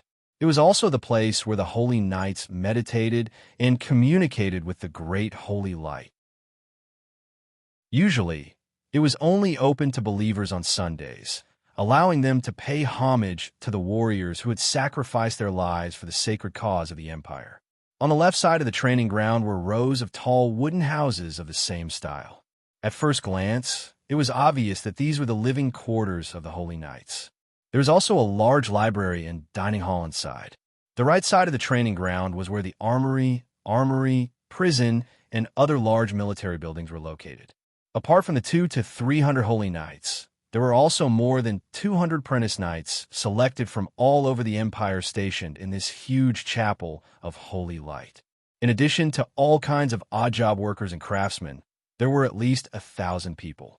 However, when the elemental equipment and Grimm, who had turned into a huge, flaming man, rushed into the chapel one after another. Under the cover of the light red flame barrier, ordinary mortals did not even have the chance to make a sound before they were instantly turned into ashes. Only the powerful Holy Knights could barely resist the burning magic flames with the help of the holy light. However, with their strength, how long could they last in the flame barrier? Hence, as Grimm moved forward, the residences and houses he passed would explode with flames, followed by pieces of flying ash. There was no space for ordinary mortals to survive. The Holy Knights who ran out of the various buildings in groups shouted and rushed forward, but they were all smashed to the ground by the elemental equipment. Occasionally, there were too many people for the elemental equipment to handle. Grimm, who was leisurely following behind, threw a violent fireball at them, and the whole world instantly became quiet. The difference in strength between the two sides was too great. Even if they were valiant and determined to fight, they could not stop Grimm's footsteps. In just a quarter of an hour, the elemental equipment broke through the last group of Holy Knights in front of the chapel and smoothly entered the cathedral. There were dozens of injured Holy Knights lying on the ground. All of them were riddled with injuries and on the verge of death. Most of them had broken limbs and were seriously injured. One look, and it was obvious that they were seriously injured and could not be saved. Apart from these injured Holy Knights, there were also hundreds of mortals hiding in the corners of the cathedral. Looking at the huge metal giants and the terrifying flaming man that looked like the god of destruction, they all hugged each other and shivered. Resist? The power of these invaders from another world was something they could never imagine. Not to mention resisting, they did not even have the power to stand in front of Grimm. Looking at the pale, red barrier pressing down on them, everyone's eyes were filled with despair and fear. Some women, children, and the elderly hugged their heads and cried bitterly. The young men and women also clenched their teeth and waited for the arrival of death. Wait a minute. Just when the final fate was about to come, a young holy knight wearing exquisite half-body armor suddenly stood up and pulled out a great sword that was almost as tall as herself. She pointed it at Grimm and shouted, "Demon, you want us, not these mortals. As long as you let these mortals go, we are willing to give up resistance." The young holy knight's voice was clear and loud, with a hint of a young girl's voice that had not faded. As she gently took off the mask on her face, a young and tender face was revealed. It was filled with determination and pain. A little apprentice knight.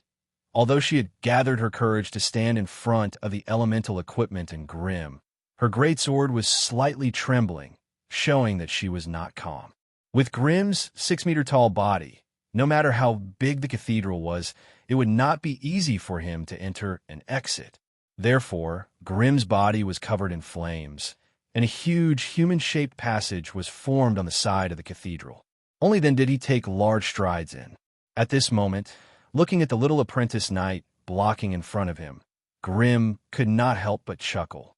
He slightly lowered his body, and the flames in his eyes condensed. A stream of crimson flames struck the great sword that the girl held high, and in an instant, only a short section of it was left. The girl cried out in surprise, and the bright red sword in her hand fell to the ground. The wooden floor beneath her feet was scorched, and black smoke was coming out of it. Facing the terrifying flaming man in front of her, the girl's frail body trembled slightly. Because she was too close to him, she could even feel the strange sensation of the flames on the giant's body licking her hair and armor. In such an environment, every time the girl breathed, what she inhaled was no longer sweet air, but a stream of high temperature that could corrode bones and corrode flesh. Her nose was on fire, and her chest was burning. Her entire body could feel the intense burning sensation. The girl's face was flushed red, and she could barely breathe. Looking at the situation in the cathedral again, Grim stopped in his tracks and began to slowly retract the overflowing flame energy in his body. The temperature within 10 meters of him immediately dropped from a terrifying 3,000 degrees to 1,200 degrees. Although it had dropped a lot, it was still fatal to mortals who lacked protection. Life should not be wasted like this, Grim said in a low voice. You can leave with these mortals. Anyone below Iron Rank can leave. I'll only give you 3 minutes. Grim spoke in the common language of zombies, and the mortals hiding in the corner stopped crying when they heard him. Their faces were once again filled with hope. 3 minutes. You only have 3 minutes. Once the time is up, everyone here must die. Hearing the roar of the flame giant again, the odd job workers, craftsmen, and ordinary people in the corner looked at each other. They did not know if they should believe the words of this demon from another world. Finally, a middle-aged man plucked up his courage and carefully bypassed Lord Gao. He did not start running until he had walked out of the cathedral. With this, the rest of the people finally remembered that time was pressing. They supported each other and clustered around each other. They walked past Grim in fear and escaped from the cathedral. It was only after Grim withdrew his flame barrier and restrained the overflowing flame energy in his body that they were able to escape. Otherwise, with the power of a grade 3 fire wizard, he could kill everyone in the cathedral with just his overflowing energy without using any spells. Grim was not a bloodthirsty person. The reason why he slaughtered the holy knights was for the strange holy light that they condensed after their deaths. As long as those mortals did not hinder him, there was no need for him to kill them. It was the same reason why he let those guys below Black Iron Knight leave. These guys had not leveled up yet, so it was impossible for their bodies to produce enough holy light energy. Therefore, Grim would not gain anything by killing them, so he did not mind letting them go. As for whether or not the other party would continue to oppose him after escaping, Grim had never considered this. In front of him, even a grade 3 golden knight would have to suffer a grievance. What harm would a bunch of little fellows who hadn't even reached grade 1 bring to him if they were dead or alive? No, I will not leave. Although she was trembling in fear, the girl still persisted. My life belongs to the holy light. I am willing to sacrifice myself for it. Chapter 9:57. No, wait a minute. A holy knight who had half of his body burnt to a crisp used his remaining right arm to support his body and shouted, "Catherine, let's leave. The holy light teaches us to be brave and sacrifice, but it must be worthwhile. If you don't take the lead and leave, I'm afraid they will have to stay like you." Judging from his armor and clothing, he was a grade 2 silver tier knight. However, compared to the injured people around him, his injuries were undoubtedly the heaviest. He was on the verge of death, and even his voice was hoarse and low. The young lady, Catherine, was taken aback when she heard that.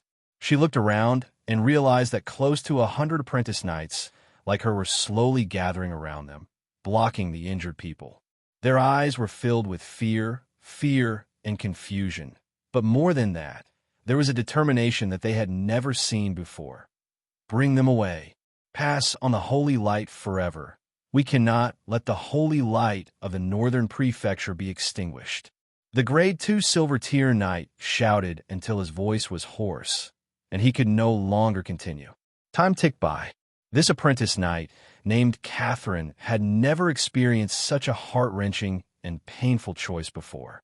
Seeing that the time set by the terrifying flame giant was about to arrive, she finally clenched her teeth and said, "Let's go." After saying that, she took the lead and walked towards the human-shaped hole in the ground.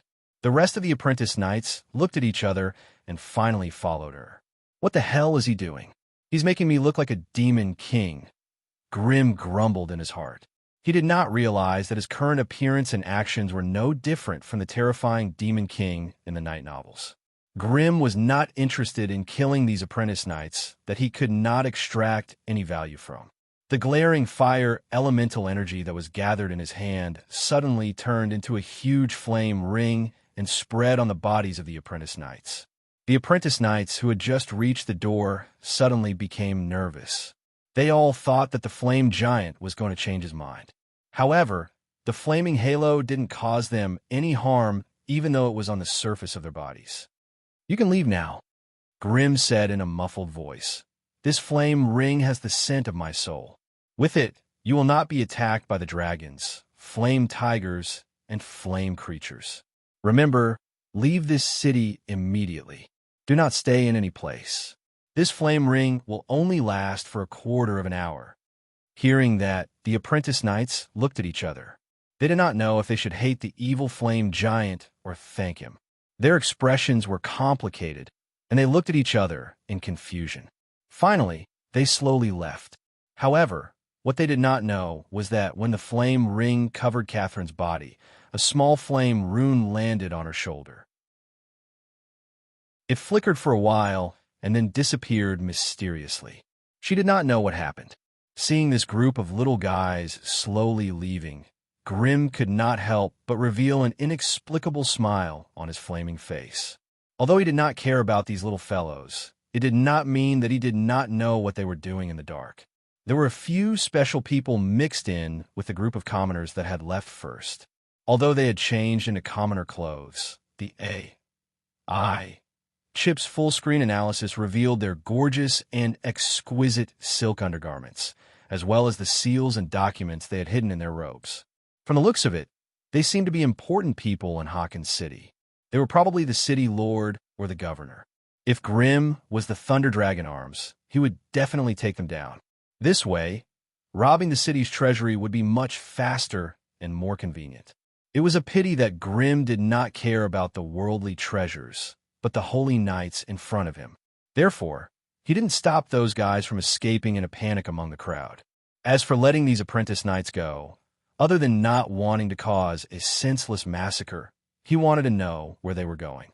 Now that he had taken down the largest church of holy light in the northern region, Grim's next step was to quickly sweep through the smaller churches in the surrounding cities. However, the Zambi's empire was a large country with a vast territory, a powerful army, and many holy knights. Although he had taken down a large city by surprise, it did not mean that they did not have the ability to retaliate. If the enemy mobilized a large group of high-ranked holy knights, 2 or 3 gold knights would be enough to make Grim leave empty-handed. If things went awry, Grim would have to think of ways to avoid being hunted down by the enemy. After all, this was a foreign plane filled with hostility. As long as he did not meet the 2 Grade 4 knights, Grim's Grade 3 strength was enough to make him invincible. However, he still had to be careful of the terrifying traps that the natives of this plane had dug for him. Once he was lured into a trap, he would be surrounded and attacked by multiple opponents of the same rank. Even with Grim's strength and arrogance, there was a possibility that he would fall here. Hence, it was very rare to get some information about the Holy Knights. Although this little girl called Catherine was not very strong, she had a firm heart and was pure. She was a good seedling for the path of a holy knight. After this training, she might be taken in as a disciple by a high-ranked holy knight. This way, Grim could use her as a medium to get some information about the internal movements of the holy knights. It was not just Catherine. Among the apprentice knights who left, Grimm had secretly planted some flame runes on the bodies of those who had a basic foundation. These flame runes were usually hidden and would not affect the host at all. However, as long as the host's consciousness was focused on Grimm, he would be able to notice them even if they were thousands of miles away. These flame runes were actually related to transfiguration, spiritual energy, curses, and many other sorcery disciplines. Grimm had only just grasped this knowledge after advancing to Grade 3. After all the small fries had left, the cathedral finally quieted down. Only the heavily injured holy knights and a few extremely devout believers of the holy light were left. Grimm did not waste any more time. With a wave of his hand, a huge wave of flames surged out and instantly burned everything inside to ashes. After successfully harvesting another 100 rays of holy light, Grimm licked his lips in satisfaction and looked down at his feet. Here, dig down. Under his command, the powerful elemental magic machine temporarily transformed into a construction machine and dug a huge pit in the center of the charred church floor, one punch after another. When the excavation reached a depth of 5 meters, the heavy elemental magic equipment fell into a huge cave along with the collapse of the earth and rocks. Grimm was not surprised by this. After a few chants, his huge flame body began to shrink rapidly and finally returned to his human form.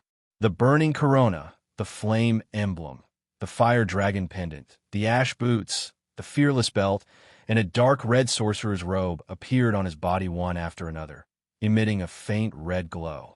Grimm then jumped into the big hole and slowly floated down to the bottom. It was a simple and crude large tomb. The walls around it had been dug out into a square lattice of 1 meter in diameter. Each lattice had a skeleton wrapped in a grayish-white burial cloth. In some of the small compartments, there were some ancient armors or weapons that had lost their metallic luster scattered about. There was not a single jewel in the entire tomb, nor was there any exquisite artwork. As far as the eye could see, it looked like an antique market that had been covered in dust for a long time. Everything was covered in dust and layers of cobwebs, making it difficult to see what was underneath. The elemental magic machine poured down with tons of rock fragments and gravel, turning a corner of the tomb into a mess. Countless bones slid out of the collapsed lattices and scattered all over the ground. After seeing what was inside, Grimm slightly frowned. He didn't have the patience to search for the treasures here one by one. Thus, he waved his hand again, and a huge flame shockwave began to sweep across the entire tomb unscrupulously. Anything that could survive for thousands of years must be good, and anything that could withstand the fire without being destroyed was also good. As for whether any rare knight's writing or ancient scrolls would be destroyed in the fire, it was not something that Grimm needed to worry about. Under the repeated scouring of the flame ripples, the spider webs turned into ashes, the dust crystallized, the bones were incinerated, and the metal melted. When these miscellaneous items turned into ashes one by one, the real treasures that were hidden underneath were finally revealed.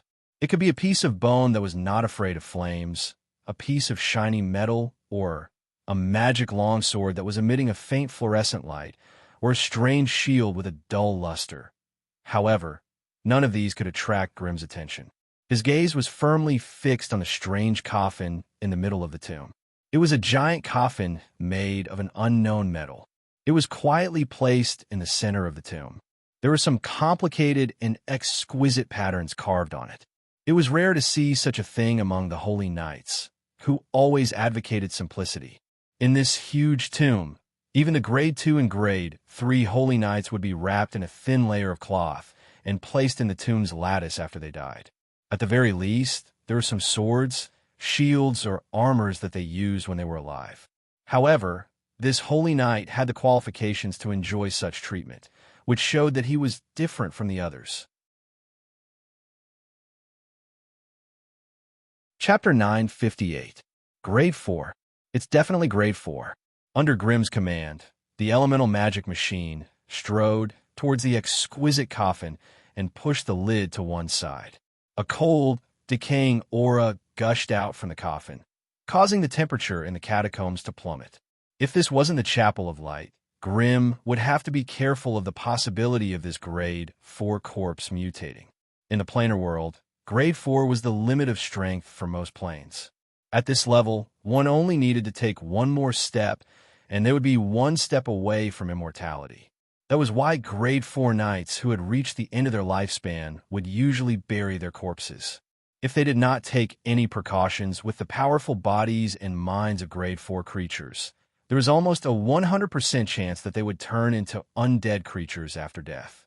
That was why the Zam's empire stored most of the corpses of the holy knights in the catacombs of the Chapel of Light, relying on the pure holy light to prevent their corpses from turning into powerful undead. As for the memorial and remembrance that was announced to the outside world, it was just a cover-up. Lying in the coffin was a middle-aged man with a rough face and a purple-gold complexion. He was wearing a golden full-body armor, and a strange shield with a golden flying lion engraved on it was placed upside down on his body. There was also a strange-looking long sword placed on his side. Although this Tier 4 holy knight had been dead for several hundred years, his skin and appearance were still vivid and lifelike. At a glance, the holy knight looked as if he was taking a nap. It was impossible to tell that he was already dead. Grimm's black pupils flickered with a blue light as he quickly scanned the corpse of the Grade 4 holy knight. He could not sense any trace of soul in the corpse, but the strength of the body was still intact. If a necromancer saw such a well-preserved Grade 4 corpse, they would definitely be ecstatic. However, Grimm was not an expert in necromancy, so he could not turn this corpse into a powerful undead. That was why he needed to think about how to maximize its value. Grimm carefully reached out to touch the Grade 4 corpse and silently chanted the activation incantation, intending to store it in his storage ring. However, when a faint spatial fluctuation enveloped the corpse, an overflowing magical energy actually stopped Grimm's action. What's going on? Grimm narrowed his eyes and quickly found the source of the accident by following the fluctuations of magical energy. Grimm found a magic ring embedded with a large white crystal on the pinky finger of the Grade 4 corpse. Even though it had gone through hundreds of years of silence and vicissitudes, it was still glistening with magical power and radiance.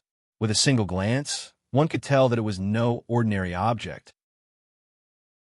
Not to mention the magic ring. Even the armor and weapons on the entire corpse were shining with a purple light. Based on the residual energy levels of these magic items, Grimm was certain that they were all Tier 4 magic equipment. It didn't matter if Grimm could use them or not. If he brought them back to the sorcerer world, they would definitely be worth a fortune. Grimm carefully removed the white crystal ring from the finger of the corpse and held it up in front of his eyes to examine it. Beep! A high-energy magic item has been discovered.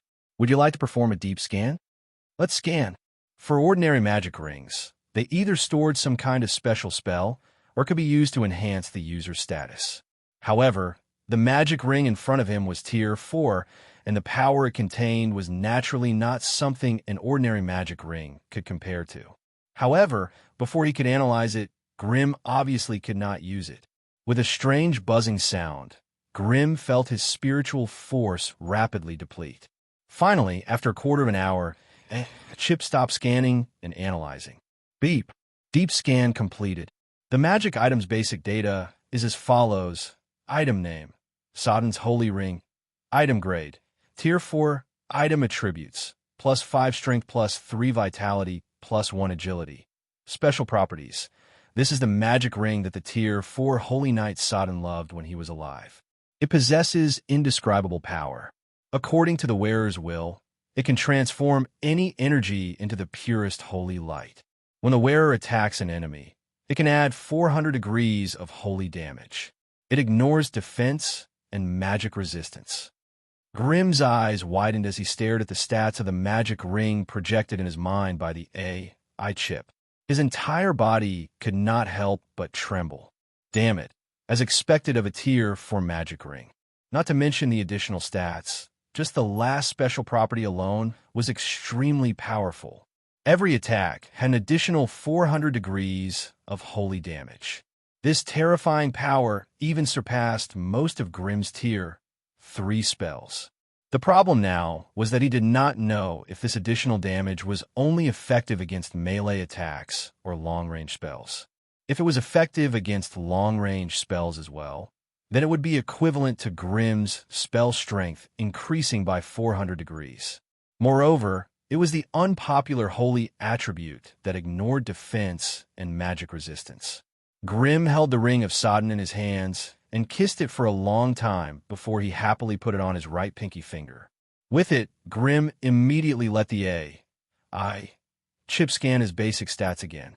Grimm, Basic Tier 3, Class Identity, Elemental Wizard, Flame Mastery, Basic Attributes, Strength 18 plus 7, Constitution 21 plus 4, Agility 11 plus 2, Vitality 32 plus 4.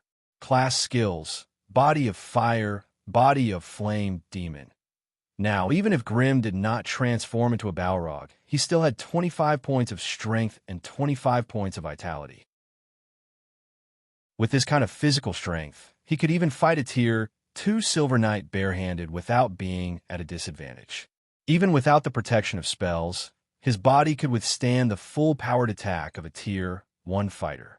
After taking off the Ring of Sodden, the Tier 4 corpse no longer resisted the spatial fluctuations of the storage ring. After storing all the items and corpses in the coffin into the storage ring, Grimm finally relaxed and began to collect the items that were not destroyed by the flame blast. It was a rare harvest. The magical items in the Great Catacomb almost completely filled up Grimm's storage ring. After making sure that he did not miss anything, Grimm brought the elemental magic machine back to the surface.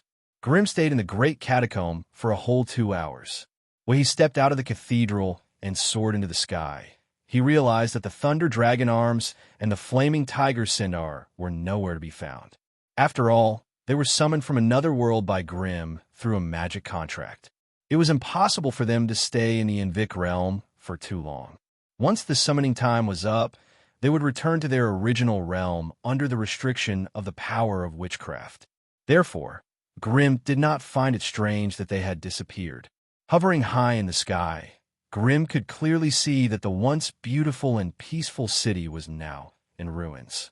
Earlier on, the Type 3 powerhouses had engaged in a frenzied battle, destroying 3 streets and a large number of buildings in the city center. As for the flame gate that Grimm summoned, it released thousands of otherworld flame creatures. Grimm did not impose any restrictions on the flaming creatures, so they treated the human city as a place to roam and explore. They wandered aimlessly in Harken City. Due to the hatred of life and the instinct of the flame creatures, wherever they went, they spread flames and slaughtered all living beings. Therefore, the flame creatures were the ones that caused the most damage to the city. As for the Tier 3 Thunder Dragon Arms and the Flaming Tiger Sindar, they were only here to seek wealth. As long as the humans did not block their way to the treasury, they did not have the time to slaughter them. However, Grimm could clearly see from the sky that the luxurious city, Lord's Mansion in the distance, was already billowing with black smoke. Large parts of the building had their roofs dug out, and many storehouses had collapsed. It was a miserable sight to behold. As for the commercial district on the other side of the city, it was also on fire, looking like it had been burnt to the top. Grimm shook his head and sighed. He did not dare to stay here for too long. He put away his elemental equipment and summoned a Grade 1 rock python, which burrowed into the ground and disappeared. Magus World, Tower of Destiny, on the astrological platform at the top of the tower. Even in the afternoon, when the sun was the brightest, the place was still dark. The dome was filled with faint starlight, and the entire hall was so dark that it made one's heart palpitate. Alice was still sitting in front of the wooden table. She was wearing a starry robe, and her long silky hair was hanging loosely behind her back. She was arranging the tarot cards in her hand as she pleased, and, at the same time, she was whispering to the shadow in the magic mirror in a gentle and pleasant manner. Looking at their intimate and warm attitude, outsiders who did not know the truth would think that they were best friends. "It's been a month. How's the situation on your side?" Alice shuffled the cards while pursing her lips. But why do I feel that the life force of the guy you sent is getting weaker? Could it be that those natives seized the opportunity to encircle and annihilate him? Listening to Alice's sarcasm, the shadow in the magic mirror didn't say a word. He just stared at her coldly through the mirror. The power of destiny was strange and unpredictable. It did not rely on one's basic strength like other domains. For physique refinement sorcerers, the stronger one's strength and constitution would give them a greater advantage in battle. The same principle applied to elemental sorcerers. However, elemental sorcerers valued the strength of their mental strength more. For these two witches of destiny, strength would only allow them to scheme more and more, but it would not help in the competition of destiny. Chapter 9:59. The Witches of Destiny were a very strange and mysterious profession. They were not suited for direct combat due to their great power. Hence, they often hid behind the scenes like unscrupulous voyeurs, borrowing the power of the River of Destiny to conceal their existence or their actions. Moreover, borrowing the power of destiny to attack an opponent required so many considerations that it left one in despair. Hence, when two Witches of Destiny were hostile towards each other, the only thing they could do was to push each other into the vortex of destiny and borrow the power of destiny to kill each other. However, since Alice already knew of the existence of the first Witch of Destiny, how could she give her such a chance? These days, Alice almost never took a step out of the Tower of Destiny. With the protection of the Sorcerer World's plane consciousness, the terrifying first Witch of Destiny could not find the slightest opportunity to strike. Ever since Alice retrieved the divine artifact Scepter of Prophecy from the Farron Plane, the first Witch of Destiny could not enter the Sorcerer World with her main body, and thus lost control of Alice's destiny. This time, the Invict Plane had become a treacherous battlefield where the two Witches of Destiny desperately tried to control their power. Alice had the protection of the plane's consciousness, while the mysterious first Witch of Destiny had many backups and hidden forces. Hence, with the two of them adding fuel to the fire, the situation in the distant Invict Plane became increasingly chaotic. This was a wild beast cave located 70 miles west of Hawkins City. At this moment, the violent Earth Bear family of 5 that had been occupying the huge cave had turned into bloody corpses. They had been skinned by Katie and roasted over a burning bonfire. Katie tore at the bear meat in her mouth with all her might, gritting her teeth as if they were the hateful creatures she hated the most. In the blink of an eye, tens of kilograms of bear meat had entered her stomach, but Katie was still hungry. In order to digest and absorb energy faster and more conveniently, Katie's stomach had undergone some changes. Not to mention normal food, even the abnormally hard crystal cores of magical beasts or pure energy magic crystals could be crushed, melted, and completely digested and absorbed by her modified stomach. As a high-grade machinist, Katie's body was able to digest and absorb food at an insane rate. Ordinary humans could only absorb 10% to 20% of the nutrients in their food, but Katie could absorb up to 80%. This also meant that Katie could obtain more energy than others by eating the same food. Unfortunately, even after eating a few dozen kilograms of bear meat, Katie's energy index, which was close to the red warning line, was still low. However, the energy from the food she absorbed was quickly converted into the flesh and blood energy that this body needed. It began to continuously stimulate and repair the charred skin on the surface of her body. As Katie sat by the bonfire and gobbled down the food, her body crackled with the rapid growth of her muscle fibers. The charred flesh and skin on the surface of his body began to fall off, revealing the bright red flesh that was constantly squirming and growing. Damage to mechanical components could be repaired through mechanical spells, but the loss of flesh and blood could only be repaired through large amounts of food. Previously in Hawkins City, in order to escape from Fire Wizard Grimm and Flaming Tiger's pincer attack, she had no choice but to use her desperate skill, Blade Storm. This, without a doubt, aggravated her original injuries. Hence, After Katie escaped from Hawkins City and ran here in one go, she fell into a frenzy of eating. Just when she was barely able to stop the injuries on her body from worsening, a strange croaking sound suddenly came from her bosom. Katie's expression stiffened, and she threw the half-eaten bear paw to the side. She reached into her bosom and took out a black crystal the size of a fist. Katie tossed the black crystal into the air, and two scarlet rays shot out from her eyes, hitting the crystal. The strange black crystal immediately began to spin slowly. Without a sound, the cave that had been illuminated by the bonfire suddenly became dark and deep, as if it was suddenly enveloped by night. Everything around it disappeared without a trace, leaving only a faint black figure. "How's my work?" Like a phonograph running out of battery, the black figure's voice was intermittent, as if it had been greatly disrupted. "Lady Destiny Witch, you found me a good mission," Katie sneered. "The information you provided said that he was a newly advanced rank 3 elemental magus, but you didn't mention that he had a powerful rank 3 puppet and a rank 3 flame creature from another plane.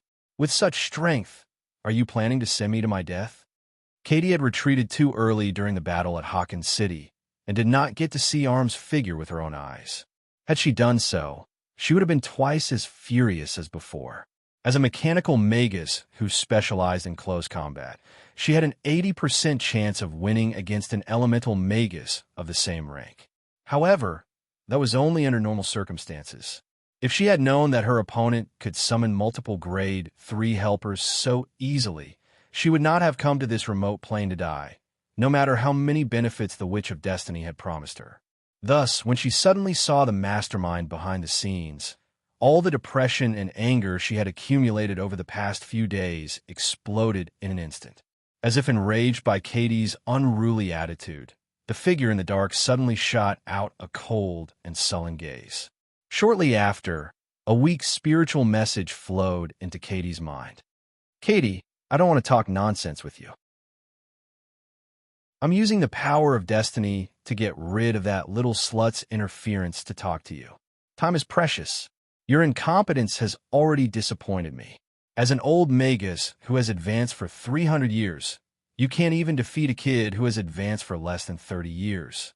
How can you blame me for this? It's clearly the problem with the information you provided. That kid can easily summon 2 or 3 helpers of the same rank. How am I supposed to fight him? I've already investigated the situation you mentioned. There is indeed something strange about that kid that even my perception of destiny can't see through. Therefore, we need to change our previous plan. Immediately, lead Natagu and the other 2 into the Envic plane. They will take over the mission of killing that kid. As for you, immediately kill the witch who is carrying the core of the long-distance teleportation spell formation. Do not let her send it to the witch tower. You want to trap that wizard in this plane? Katie asked hesitantly. But after the mission is completed, how are we going to return to our own planes? That's not something you need to worry about. The black figure said coldly. When Ataga teleports over, I'll ask him to bring you a temporary interplane teleportation spell formation. It'll be enough for the 4 of you to return smoothly. Katie thought for a moment and felt that there were no more problems, so she nodded in agreement. She did not look for a more suitable spot, and immediately began to carve a giant spell formation that had a diameter of 10 meters on the ground of the cave. Originally, with Katie's knowledge of witchcraft, it was impossible for her to grasp such high-level knowledge of teleportation spells. But she couldn't resist the fact that there was a witch of destiny who was at the level of a great wizard pointing fingers at her. Even so, it took Katie half a day to carve the basic template of the teleportation spell formation on the ground. Normally, a regular witchcraft teleportation spell formation should be built in an area with abundant energy, first solidifying and leveling the ground, and then using professional methods to carve a standard teleportation spell formation. Tens of thousands of runes and magic lines needed to be drawn, and the angle and direction could not be the slightest bit off. If there was a slight mistake, the teleportation spell formation would fail, and the person being teleported would be stranded in an unknown, mysterious place. With the cave in front of them, it was obvious that it did not meet all the requirements. After all, Katie was not a professional spell formation master, so the teleportation spell formation she had drawn herself was simply crude and despicable. If someone really dared to use such a teleportation spell formation to teleport across planes, they might not even know how they died. However, there was a powerful witch of destiny behind Katie. With just a little bit of destiny force, this teleportation spell formation, with a success rate of less than 7%, successfully teleported 3 magi. The milky white teleportation light slowly receded in the cave, and a cloud of choking smoke and dust fell on the 3 powerful magi. In order to prevent their elemental shield from interfering with the accuracy of the teleportation, the 3 magi did not use any defensive spells. They relied purely on their strong bodies to endure the entire process. However, they did not expect that the teleportation location was not some open platform, nor was it some tightly secured teleportation room. Instead, it was a simple cave with a burning bonfire. In order to reduce the burden of teleportation, the Great Witch in Katie's mind had even removed the defensive spells around the teleportation spell formation. Therefore, the ripples of the teleportation caused a whirlwind of smoke and dust to swirl together, causing the 3 magi who had just recovered from the dizziness to be at a disadvantage. After a series of violent coughs, the 3 magi crawled out of the teleportation spell formation with ashen faces. Chapter 960. You guys must have mocked me before coming here. That's my answer. Katie was obviously acquainted with the 3 new magi, and she retorted proudly. There were 3 new magi, 1 male and 2 females. The one leading them was a male magus. He wore a long purple robe, but he had a snake's head. Whenever he spoke, his tongue flicked in and out, and the sharp hissing made it hard for others to understand what he was saying. On the snake's head was a pair of strange green vertical pupils that flickered with a cold glint. He was a giant serpent magus who had manifested his origin bloodline. As for the other 2 females, one had a head full of white hair and a face full of wrinkles and age spots. She wore a black magus robe, and she held a pitch-black wooden stick that was taller than her. Her back was bent at a 90-degree angle.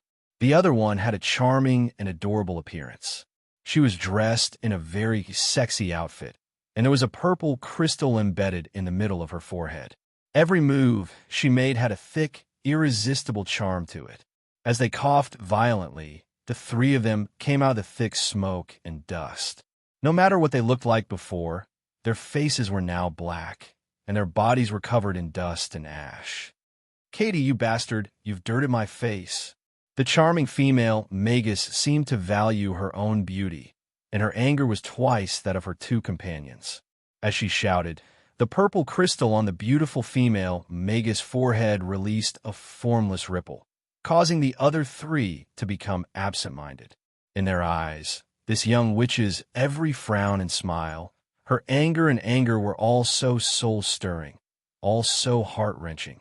If they could gain her favor and have a good time with her, it would be worth it even if they had to die now. However, she only managed to break free after a second. Katie let out a cold snort and spread her hand apart. 2 sharp metal spikes suddenly appeared in her palms. "Benigia, you slut, if you dare use your mind spell on me again, I'll kill you." The young witch called Berija had a faint smile on her face. The purple crystal on her forehead was overflowing with layers of fine and solid psionic barriers, completely protecting herself. "Want to kill me? Come on, let's see who kills who." The other old woman smiled sinisterly and quietly moved to the side, looking as if she would not help either side.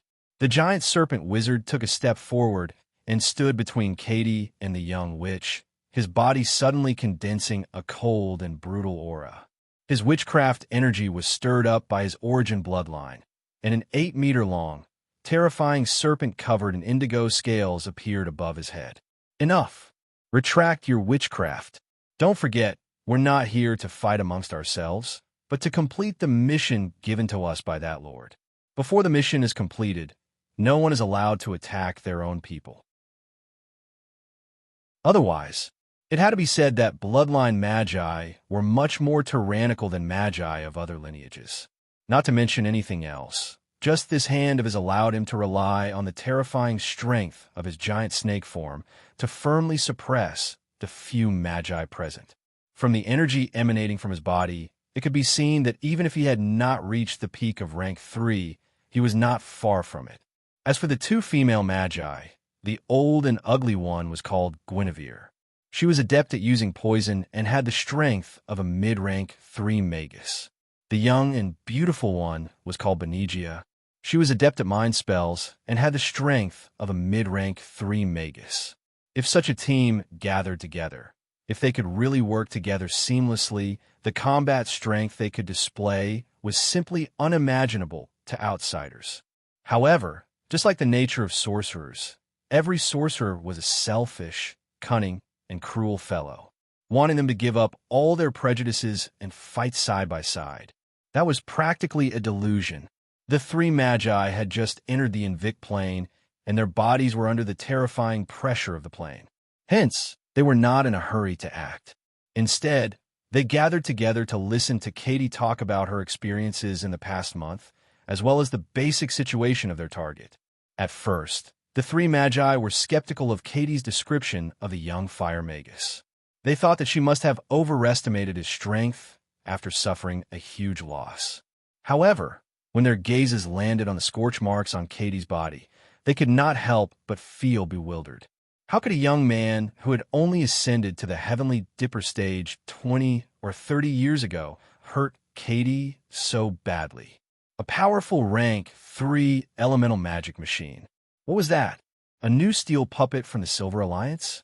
A rank 3 flame tiger summoned from the fire elemental plane. That was a possibility.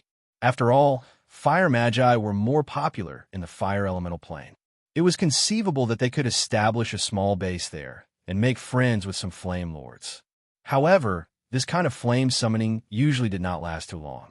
Before coming here, they had brought some banished spell scrolls with them, which were the most useful to deal with summoned creatures from another plane. As for Guinevere, she was interested in the fire witch's pet, the plague poison spirit, which was described by Katie.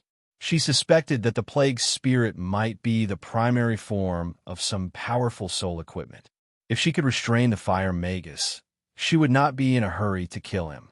Instead, she could think of a way to extract the plague spirit from his soul. Then, she might have the chance to study or experience the wonders of a soul equipment. Things like soul equipment were extremely rare even for high-ranked magi, especially those that were compatible with their soul, origin, and elemental talents. They could only be found by chance. Now that she suddenly heard that her target had a poisonous soul equipment, Guinevere's old and withered heart could not help but beat violently again. On the other hand, Benigia, who was born with an innate charm, focused her attention on the appearance of the young wizard. When she thought about how her enemy was a young, handsome, and powerful wizard, Benigia felt her body heat up, and she could not help but tremble slightly. She tightly clamped her legs together and couldn't help but rub them together. Her eyes were burning with passion, and she looked like she couldn't wait to seduce the other party. Although Benigia looked like a slut, she was a typical black-hearted and ruthless widow. She liked to seduce and charm powerful wizards, and then implant a vicious spiritual seed in their sea of consciousness when their minds were in a trance. This way, the spiritual power that the man had painstakingly obtained through meditation would be transferred to Benigia without him knowing. As for the mental power that was sucked by Benigia, it could not be recovered through meditation and sleep. This meant that the limit of the unlucky guy's spiritual power was permanently lowered. After a simple explanation of the situation, Katie left the cave without hesitation. The task of hunting down the fire wizard Grim was handed over to the 3 new wizards, and Katie only had to deal with a rank 2 witch. She was overjoyed to have such an easy task. In the depths of her heart, Katie was secretly imagining the scene of her 3 companions meeting with Grim. If these 3 idiots were as arrogant as they had been when they had first arrived, they would have suffered a great loss. If, I'm saying if that bitch Benigia dies on the battlefield, that would be the most satisfying thing for me. While her imagination ran wild, Katie followed the instructions of the great wizard and sneaked towards the southwest of the Zambes Empire. Due to the interference of fate, the great wizard could not find witch Rena's exact location, but he still had a vague direction, which prevented Katie from running around aimlessly in the Zambes Empire. Witch Rena was not very powerful, but she was still a deceitful witch. If she wanted to hide, Katie would not be able to find her even if she was a rank higher than her. However, with the great wizard's intermittent guidance, it was not difficult to find her.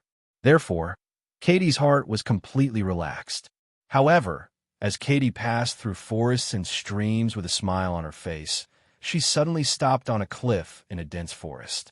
Not far away, the trees swayed, and a large group of people wearing simple armor, waving their swords to cut down the branches in their way, happened to bump into her. Holy Knights! Why did she meet a group of holy knights here? Katie's mouth twitched uncontrollably. Was her bad luck not over yet?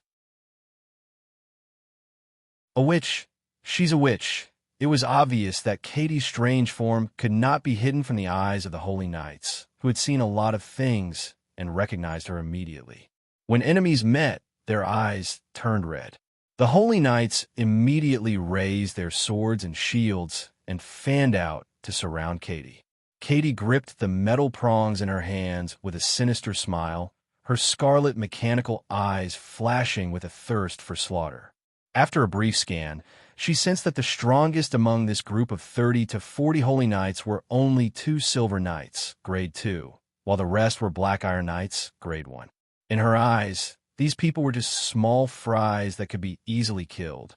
Although she had lost a large number of her metal wheels in the battle with Harkinth, her body had also suffered great damage. However, taking care of these small fries was not a problem. More importantly, she could use this massacre to release the resentment and grievance that had accumulated in the wizard's body. But just as Katie was about to make her move, the forest behind the holy knights parted, and another knight slowly walked out. Katie's scarlet mechanical eyes swept across his body, and she immediately felt a piercing pain from the dazzling energy. Her mechanical heart immediately started beating rapidly. Chapter 961. This place used to be a dark and damp cave. However, after some simple modifications by Grimm, it had become a simple and comfortable underground palace. After leaving Hawkins City, Grimm had found a safe place nearby. He used his rock python to burrow 30 meters underground, and only then did he manage to dig out a simple cave that was 50 square meters in size. As for the moisture that was everywhere underground, a high-temperature barrier turned the damp soil into hard rock. Grimm then took out an illumination stone and embedded it into the ceiling of the cave. After infusing some mana into it, the place became bright. Releasing elemental magic equipment to act as sentries, Grimm created a stone bed in a corner of the cave. He laid on it with his clothes on and fell into a deep sleep. It had been 37 days since he entered the Invictus Plane. Over the past month, Grimm had been harassed by the annoying dagger lady and had not really slept at all. He had not even gone into deep meditation. Although he was a grade 3 magus and his body was comparable to most magical creatures, it was inevitable that he would be mentally exhausted. The continuous days of running around, the mental backlash from the destruction of his fire clone, and the huge mental toll from the Battle of Harkin City had all added up to make Grimm somewhat exhausted. As soon as the safe zone was set up, he fell asleep without saying a word, directly falling into the deepest sleep he had ever experienced. It had to be said that for humans, sleep was the best way to relieve fatigue and mental stress. After black sweet sleep, Grimm slowly woke up from his slumber after his mental exhaustion had completely disappeared. He sat up in a daze, yawning and stretching his body. Grimm shook his head lightly and finally regained consciousness. Chip, how long did I sleep? 40 hours, 37 minutes, 52 seconds. Ugh, so long. Grimm rubbed his rumbling stomach and smiled wryly. No wonder I feel so hungry. With the physique of a grade 3 magus, he would not feel hungry even if he did not eat for more than a month. The only reason why Grim felt this way was because he had used up too much of his energy. The Balrog's heart that he had implanted when he was at grade 1 was only a grade 2 magic organ. The Balrog's heart that he had implanted when he was at grade 1 was no more than a grade 2 magic organ. Even when Grim was weak, the Balrog's heart had given him a huge boost in energy output and strength. Now that Grim had advanced to grade 3, the fire spells he could cast were at least 400 to 500 degrees.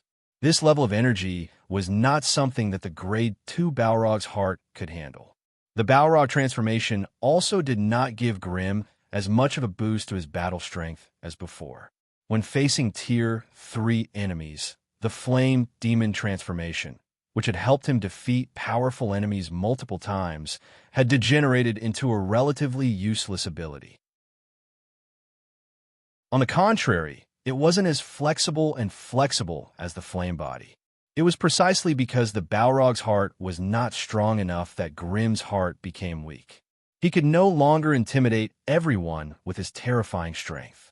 If he did not need to fight, the energy output from the Balrog's heart would be enough to satisfy Grim's needs. However, when he was in an intense battle, the energy output from the Balrog's heart would not be enough. Grim would need to expend a large amount of spiritual force to gather the wandering magic energy in the plane. This was the main reason why Grim's reserves of fire energy were rapidly declining. Where did the energy come from? Of course, it came from the high-calorie food. Therefore, after waking up, Grim decided to gorge himself on food, just like Katie did to replenish the energy in his body. However, Katie had only been chewing on a bunch of violent earth bears that were only tier 1. Grim, on the other hand, had taken out tier 3 fire dragon meat from his pouch and roasted it. The difference in energy between the two was like night and day. After 5 kilograms of fire dragon meat entered his stomach, Grim felt the warm energy slowly spreading in his stomach. He let out a satisfied burp, his mind returning to its usual sharpness. After sleeping and eating his fill, it was time to check on his gains in Hawkins City. The grade 4 Sodden Divine Ring was undoubtedly a high-grade magic item that far surpassed Grim's strength. With it, Grim would be able to suppress normal grade 3 magi, even though he was only a grade 3 magus. In order to avoid exposing its strength, Grim had to cast a disguise spell on it to make it less conspicuous. After fiddling with Sodden's Divine Ring for a long time, Grim put it back on his right pinky finger and turned to inspect the other items. In the next second, the plague poison spirit that had fused with his soul crawled out of thin air and ran around in front of him like a delicate doll. Grade 3. After the battle in Hawkins City, not only did Grim gain a lot, but the plague poison spirit had also successfully advanced to grade 3. Moreover, this increase in grade had caused its existence to undergo some strange changes. At grade 1, this soul equipment was in the form of a spell book. At grade 2, it had turned into a wooden doll with strange runes drawn all over its body. Now that it had reached grade 3, it was closer to a real-life form. At least from the outside, it looked like a strange little boy that was only 1 meter tall, with dark green skin and green eyes. Its body was naked, and there were no genitals between its legs. Although its movements were still a little stiff and sluggish, it was still not as agile as a real-life form. But when he ran around Grim happily, Grim suddenly had the illusion that he had a son. "Master, I also want a name." Just as Grim was muttering to himself and smiling, a timid child's voice entered his ears. The other party's request made Grim's heart skip a beat. "A name? Why do you want a name?" Grim asked with a smile. "Because Master has a name, Alice has a name, and Mary has a name. So, I want a name too." This was obviously the first time the plague poison spirit had taken the initiative to communicate with someone. Although it stuttered at the start, once it started speaking, its words became more fluent and natural. Grim noticed that the plague poison spirit had a spiritual connection with him. If they wanted to communicate, they could instantly understand each other's thoughts through a spiritual channel. There was no need for them to use the clumsy and ancient method of communication. However, it had chosen to use such a method. Moreover, it used the common language of the Zenbai's empire in Invix Plane. This meant that the plague poison spirit could rely on its special ability to fuse with Grimm's vast knowledge. Although it was limited by its innate talent and could not cast fire spells, it could still share most of the knowledge that had been sorted out by the AI chip. Grimm let out a long sigh. After spending so much effort and resources, he had finally upgraded this strange item that was bound to his soul to grade 3. From now on, it was no longer of little value. Instead, it was a powerful assistant that could truly help him. However, wasn't this 1-meter body a little too small? What abilities did it have? As if sensing Grimm's doubts, the plague poison spirit opened up its soul and revealed its true self to Grimm. Target creature, plague poison spirit, temporary name, target race, magic contract, spirit target rank, grade 3 target basic attributes, strength 3 vitality, 8 agility 5 spirit 31 target magical property, poison attribute target innate abilities, poison halo, plague spores, soul poison, plague transformation. The list of skills projected by the AI chip was densely packed with battle skills with strange names and strange abilities. These were the basic abilities that the plague poison spirit had grasped. As it progressed, these abilities would continue to strengthen. Grimm scanned through the plague poison spirit's data and could not help but mutter to himself. He could tell that the plague poison spirit was a special contracted creature that needed protection in order to display its strength. Its strength, vitality, and agility were obviously on the lower end, only on par with those who had just advanced to become official magi. All of its strength was concentrated in its spiritual force. The only thing he did not know was how it fought. This was something that he would have to slowly figure out and correct in his long life of battle. From today onwards, your name shall be Remy. Hearing Grimm's words, the dark green little boy cheered happily and skipped off to play with the big guy, an elemental weapon. Grimm hesitated for a moment, then took out the strange spirit-gathering crystal from his waist and held it in front of his eyes. AI, chip, scan and examine the spirit-gathering crystal. Beep. Scanning has begun. As his spiritual force slowly flowed, a dazzling blue ray shot out from Grimm's black eyes and struck the spirit-gathering crystal. Indistinctly, thousands of mournful and shrill cries of souls rang out from within the soul-gathering crystal, making Grimm dizzy. After a quarter of an hour, the AI chip's scan finally came to an end, and a new report was presented to Grimm. Target scanned. Spirit-gathering crystal species. High-grade energy aggregation number of targets. After scanning, a total of 175 high-grade energy individuals have been discovered, with a total energy of 7,963 pathos. There is one rank 3 individual with an energy of 4,214 pathos, accounting for 51/92% of the total energy. There are 18 rank 2 individuals with an energy of 2,946 pathos, accounting for 36% of the total energy. There are 156 rank 1 individuals with an energy of 803 pathos, accounting for 12% of the total energy. There are also 156 rank 1 individuals with an energy of 803 pathos, accounting for 12% of the total energy. After absorbing the energy of faith, the host will need to purify the energy at regular intervals, or else there will be unpredictable changes to the host's spiritual force. The host will need to purify the spiritual force at regular intervals after absorbing the energy of faith, or else there will be unpredictable changes to the spiritual force. Chapter 962. Ever since he had stepped onto the path of a magus, Grimm had been tormented by the difficulty of advancing. Before becoming a magus, he lacked the necessary means to obtain resources. All acolytes could only rely on the resources that fell through the cracks of official magi to strengthen themselves. After becoming a magus, the effects of meditation techniques on magi were no longer as significant as before. Most of the time, Magi had no choice but to leave their laboratories in order to improve themselves faster and better. They had to travel to various ancient wastelands, ancient ruins, or even some strange and dangerous places, risking their lives in order to obtain some necessary resources. For them, staying in the safety of a Magus tower might be able to last until the end of their lifespan.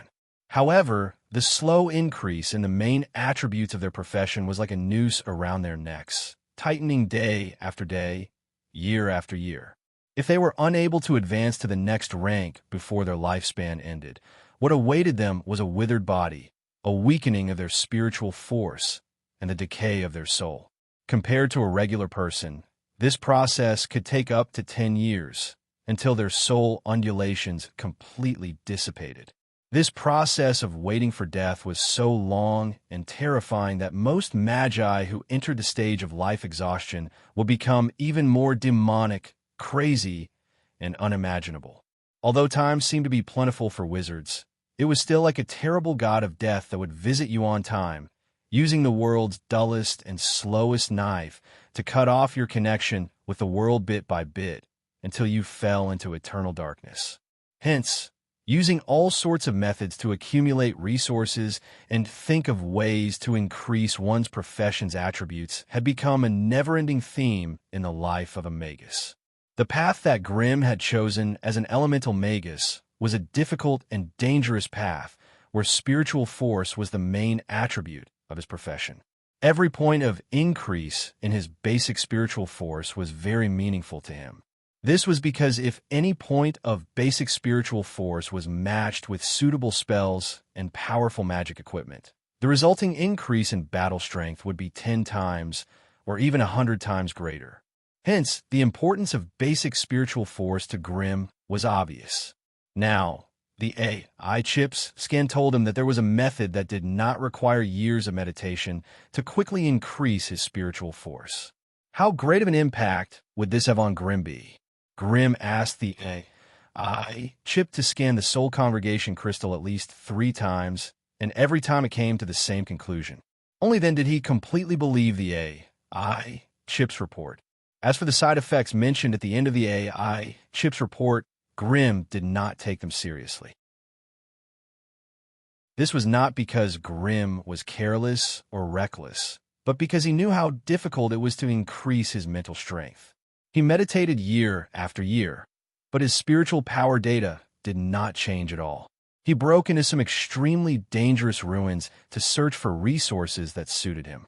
He served a large family or a large organization for decades just to obtain some resources that they monopolized. Compared to these difficulties, a little bit of mental backlash or side effects was simply too easy. Any wizard in Grimm's position would choose to strengthen their spirit without hesitation. As for the side effects, it was better to wait until his strength increased before thinking of a way to resolve it bit by bit. After all, greater strength also meant greater authority and more resources. Would there be no need to worry about not having a way to deal with some minor sequelae? Of course, the pure holy light in the soul congregation crystal had to wash away the remnant soul fragments of the paladins. These things were like impurities in the light of faith. If they were not removed in advance, once Grimm absorbed them into his sea of consciousness, the consequences would be dire. In the Magus world, there were many magi who researched evil spells that absorbed other people's spiritual force for their own use.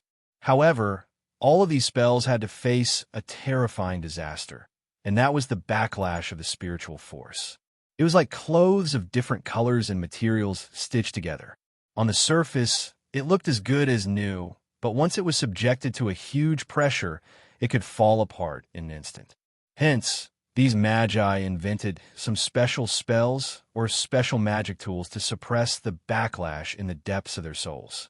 However, the consequence of this was that they had to carefully control their own mental state. Once their mind was damaged, it was possible for their hidden personality to take over the control of their body, causing them to lose control of their body. However, the AI chip's method of absorption was obviously different and even a little unimaginable. According to the AI chip's scan and analysis, The pure, holy light that Grimm encountered was completely different from the souls of the dead collected by other magi. It was more like a type of ownerless free power of faith, and it had the strange ability to dissolve all external energy and consciousness. By storing them, the remnant souls of the paladins within the holy light would be able to be sustained for a long time. This was obviously not beneficial to Grimm's absorption. Hence, the A.I. Chip suggested that Grimm separate a portion of his consciousness into the soul congregation crystal to fight for the control of the holy light.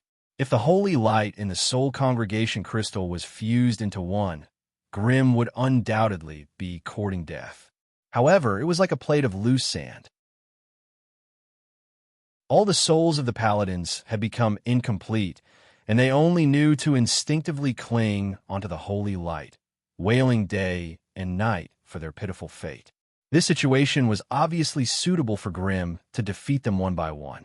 Grimm's split soul only needed to defeat them one by one and snatch the holy light they possessed, and it would gradually grow stronger day by day. Once the split soul had completely devoured all the souls and gathered their holy light together, it would then choose to self-destruct, allowing the strengthened split soul to become nourishment for the holy light. This way, there would not be any side effects when Grimm chose to fuse with the holy light to strengthen his spiritual force. As for the problem of purification after Grimm absorbed large amounts of external spiritual force, that was another problem. After all, with his authority and wealth, a regular spiritual purification ceremony would not cause his family's finances to collapse. However, it was difficult to split a portion of a soul in such a crude and desolate place. He would have to wait until he returned to the Magus world and use the alchemy laboratory in the Magus Tower to carry it out. Just as Grimm was pondering over the following questions with the soul gathering crystal in his hand, deep in his soul, he was attracted by a strange scene from afar. This was a small path in the forest about 30 miles east of Grimm's cave. An apprentice-level wind spirit that was completely transparent was floating above the forest.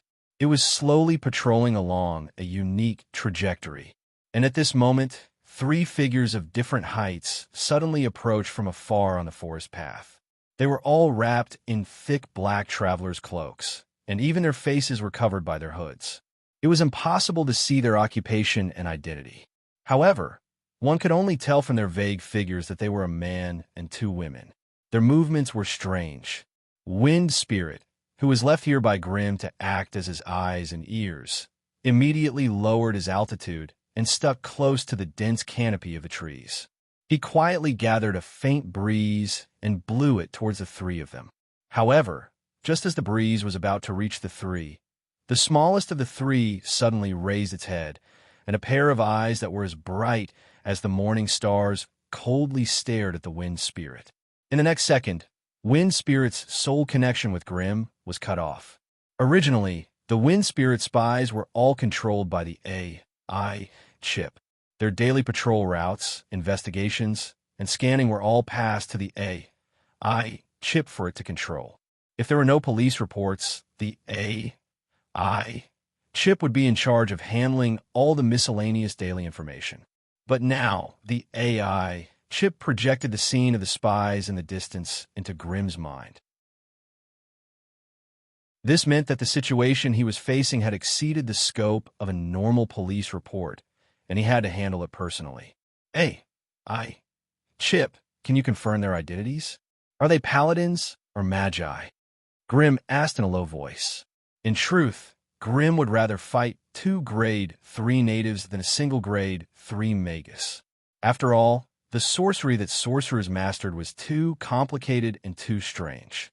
Many times, even if a magus was stronger than another magus, he could still lose his life because of some of the more sinister spells. The A.I. chip quickly projected the last scene of the Wind Spirit's death in front of Grimm's eyes and gradually enlarged it. The originally dim shadow of the hood gradually became clearer as the projection zoomed in. This was the face of a charming woman. Her face was delicate and beautiful, and her face was delicate and white. Her rosy skin was full of vitality, and even the fine hairs on her skin were smooth and smooth, without the slightest blemish. However, what attracted Grimm's attention was not her beauty, but her strange eyes that suddenly lit up, as well as the strange crystal embedded in her forehead. Grimm repeatedly admired such a beautiful face, but his heart was strangely heavy and depressed. Magi! Without a doubt, they were definitely magi from the Magus world. This also meant that there were a few more enemies who had barged into Invic's plane to kill him. As for the mastermind behind the scenes, it was possible that he was sending more hunters to this place. The female Magus who had revealed her traces was definitely a grade 3 Magus. From her appearance and the way she used her abilities, she seemed to be a spirit warlock, a special profession that could use mental spells.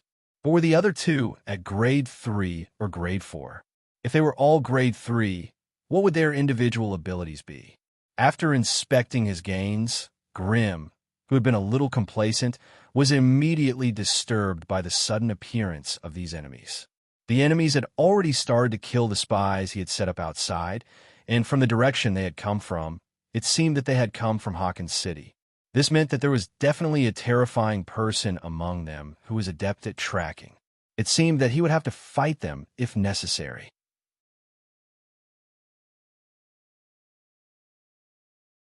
Chapter 963. They were still on the deserted path in the forest. The strong light in Benigia's purple eyes began to dissipate, and an invisible mind wave radiated from her in all directions. What's wrong? Did you find something? Natagu, the giant snake wizard, stopped and asked in a low voice. Benigia's mental strength was the strongest in the team, so she was the team's vanguard and guide. They were able to track them all the way from Hawkins City to here because of Benigia's strange mind-sensing ability. I just killed a wind elemental creature. It doesn't look like it's wild. It's likely to be a spy the target placed in the periphery. Her spirit ripples were still silently scanning the surroundings for any signs of activity. On the entire path, be it birds or squirrels hiding under thick ancient trees, or snakes or rats or ants hiding a few meters below the ground, nothing could escape Benigia's mind waves. Wherever she passed, as long as any living creature had signs of life, they would be fed back to her mind in the form of special light spots. Benigia chose to ignore the extremely small light spots. But when it came to the medium and large creatures, Benigia's mind waves would cause them to ignore this strange team, whether intentionally or unintentionally. In Benigia's purple eyes, there was a colorful, illusory, and magnificent world in front of her. Apart from being able to see the physical scene in front of her, she could also use her elemental vision to check the distribution and flow of magical elements within her line of sight. The fire wizard had passed by here 2 days ago, which could be determined from the concentration of light red fire elemental particles left in the forest. Elemental wizards were, after all, large elemental reactors. Even if they tried their best to restrain their energy radiation, it would still change the concentration of elemental particles in the area they passed by to varying degrees. Therefore, in Benigia's eyes, there was an erratic red band of light in front of her, extending from Hawkins City into the distance. The area that the fire wizard had passed by was as eye-catching as a bonfire in the dark. She couldn't ignore it even if she wanted to. By relying on the remaining fire elemental particles in the air, Benigia could vaguely sense the fire wizard's basic strength, physical condition, and crude emotional reactions. It seemed that the fire wizard had a bountiful harvest in the native city.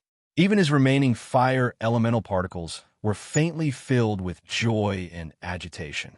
She could sense that this was a young magus with outstanding talent, and his body was filled with a fiery and berserk energy. He was very, very young, so young that it was beyond Benigia's expectations.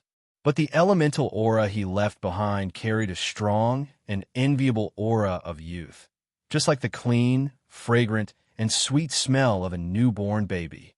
So you mean the enemy has already discovered us? Natagu's green snake eyes coldly stared at Benigia, making her feel as if her body was being entangled by a sticky and cold snake's tongue. It was a terrible feeling. Yes, When I extinguished the wind elemental, I vaguely sensed a strange spiritual energy watching us. However, this spiritual energy doesn't seem to be a living thing, so I can't quite grasp it. Beania bit her lower lip as she replied in distress. Humph, it could be some kind of witchcraft of the fire wizard. Natagu said coldly, "Didn't the Lord say that he is very good at making puppets? He always has powerful elemental puppets of the same rank by his side. It seems that we are very close to his hiding place. Let's go. Hurry up. Don't let him escape again." The hunchbacked old witch, Gwyneville, raised her head and sniffed the air a few times, then shook her head in disappointment. It seemed that the fire wizard did not release the poison spirit, or she would have been able to smell the unique elemental aura of the poison spirit. The three of them discussed for a while, then stopped talking and continued on their way. In a vast and boundless forest, Grim stood on a cliff that protruded from the sea of trees, silently looking into the distance. There, a huge flaming mushroom cloud was slowly rising, accompanied by a majestic ring of dust around it. "How is it, Chip? What did you find?" Grim asked in his mind. "Beep. The area of the trap is enveloped by a strange energy. I am unable to find their stats." Chip's feedback left Grim very disappointed. He could not help but ask, if there are no stats, what about the vague energy levels? Are they at rank 3 or 4? There should be some sort of outline, right? Rank 3. According to the strength of the energy feedback in the area of the trap, no rank 4 energy has been detected. The 3 targets have been judged to be rank 3. Accuracy, 76%, needs further data to be corrected. I've finally heard some good news. Grim licked his lips and narrowed his eyes. As long as there are no rank 4 creatures, I'm not afraid no matter how many rank 3 creatures there are. At most, we can play hide and seek here. I don't believe that they would dare to fight to the death with the rank 4 natives at their doorstep. With that, Grim's body was engulfed in flames, and with a flame leap, he appeared in the sky hundreds of meters away. The flames around him condensed into a pair of flaming wings on his back, carrying his body through the air at a rapid speed. Before he had even flown a few hundred meters, Flame Leap cooled down once more, and Grim's flaming body flickered once more. Relying on the alternating use of Flame Leap and Flaming Wings, Grim rushed towards the southwest of the Zambi's empire at his fastest speed. Moreover, his actions with such great fanfare had also completely exposed him in front of everyone. The citizens of this ancient country were fortunate enough to experience the terror of a powerful magus from another world. Zambi's empire, northwest region. The skies seemed to be ablaze, and the roiling clouds of fire dyed the sky a bright red. The rumbling sounds of rolling flames could also be heard from the battle. Grim flashed once every 5 seconds as he flew at an altitude of several hundred meters. The scarlet firefly's flaming wings dragged out an unending trail of flames behind him. Every time he used Flame Leap, he would leave behind a ring of flames that would slowly spread out. In order to travel as fast as possible, Grim no longer cared if his actions would disturb the natives below him. He desperately squeezed out the Balrog's heart in his chest, causing it to pulse and roar madly, sending waves of extremely pure flame energy to every part of his body. The flame energy surging in his body had a temperature of 3,000 to 4,000 degrees, and the energy level was terrifying. Even so, the Balrog's heart's output at full power was unable to support Grim's violent actions. Thus, after traversing a distance of more than 700 kilometers, Grim found a large lake and dove into it. Lake Cascara. This was the largest area in the central part of the Zambi's empire, with the clearest water and the most abundant fish. The abundant Bane River and the meandering Fenris River that flowed through half the empire intersected here, forming a vast swamp that spanned hundreds of kilometers. As this place was located within the empire, it had not been baptized by the flames of war for hundreds of years. Even the invasion of the witches in the southern part of the empire did not spread the flames of war to this place. One lived off the mountains, and one lived off the sea. Most of the people living here were fishermen. They usually left early and returned late. Although it was a little tiring, it was still much more leisurely and comfortable than the people of the border who were caught in the flames of war and disputes. Even though this place was not as prosperous and lively as a big city, it had its own unique peace and tranquility. However, on this day, a large cloud of fire suddenly ignited at the end of the horizon, followed by a series of loud roars. Immediately after that, a huge flaming meteor streaked across the sky, falling straight down from the vault of heaven. With a loud boom, it rushed into the deepest part of Lake Cascara. The terrifying flame shockwave collided with the towering water column, instantly causing a small half of the lake to boil and boil. In the steaming lake water, countless half-cooked silver barracudas floated on the surface of the lake, while the strange meteor had already sunk to the bottom of the lake. Countless people who made a living in Lake Cascara had witnessed this terrifying scene, but with their primitive and simple minds, how could they understand the terrible content hidden behind the scene in front of them? Half an hour later, in a place with lush water plants, Grim walked out of the lake step by step, his body steaming with heat waves. Before he even took 2 steps on the shore, his wizard robe had been roasted dry by the fire elements. Grim turned his head to look at the path he came from, a trace of a mischievous smile appearing on his young and handsome face. He did not know what the 3 hunters would do if he left so wildly and arrogantly. Would they learn from him and chase after him, or would they continue to chase him on the ground with pale faces? No matter which one it was probably not a choice they would be willing to make. After running so far in one go, even with Grim's strength, he could not help but feel a little weak. He quickly gathered the overflowing flame energy, dressed himself up as an ordinary traveler, and turned to the east of Lake Cascara.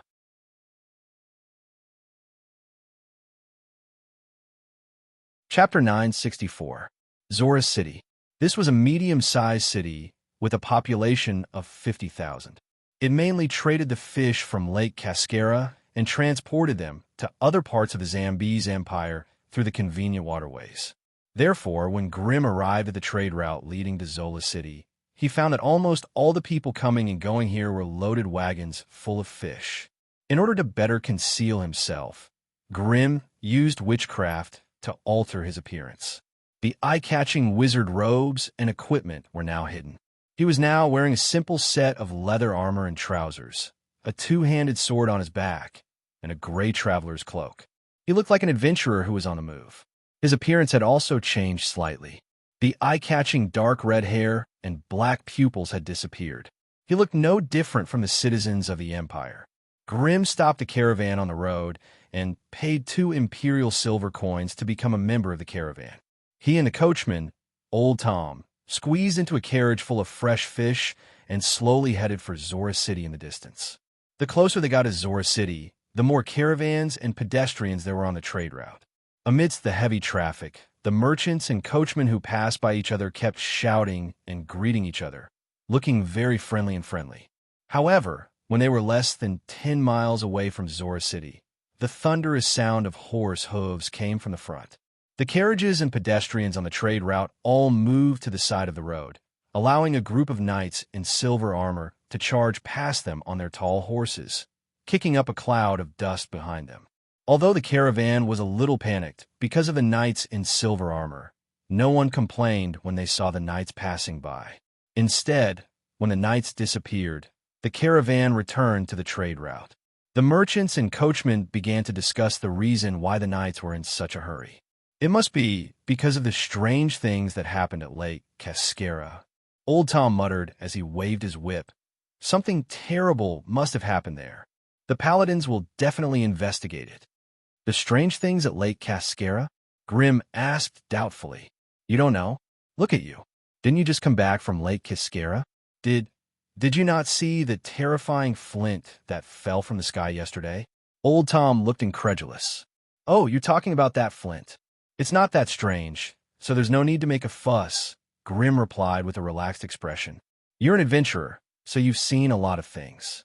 But this is the first time I've seen such a terrifying scene in Zora City in 30 years. You may not have seen it with your own eyes, But after the flint fell, half of the lake boiled. The dead fish and shrimps that floated on the surface of the water were so dense that it looked terrifying. Old Tom was obviously a rather talkative person.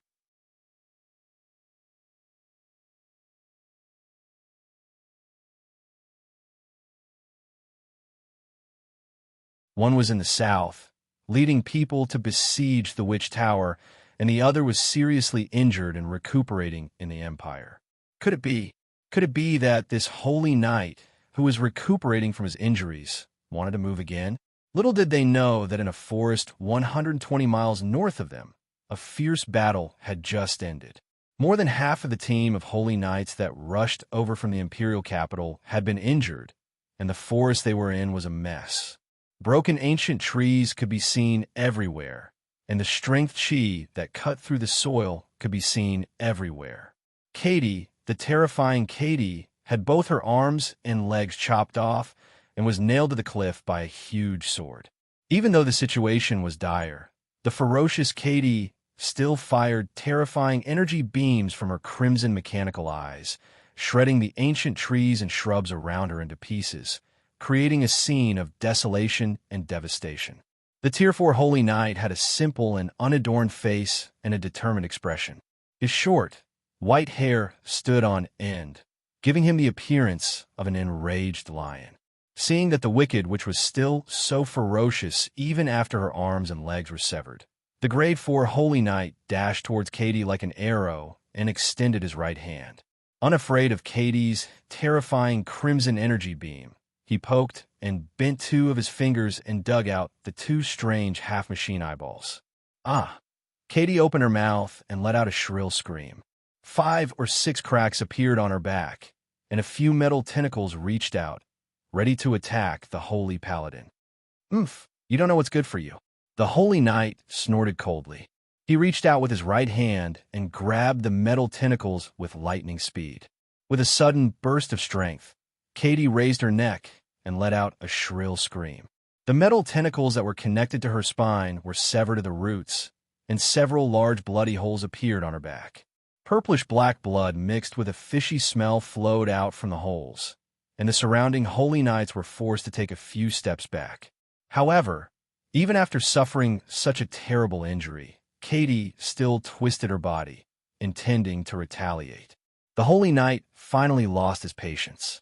He reached out and quickly struck a few joints on Katie's body. Neck, shoulder, sternum, lumbar, tail.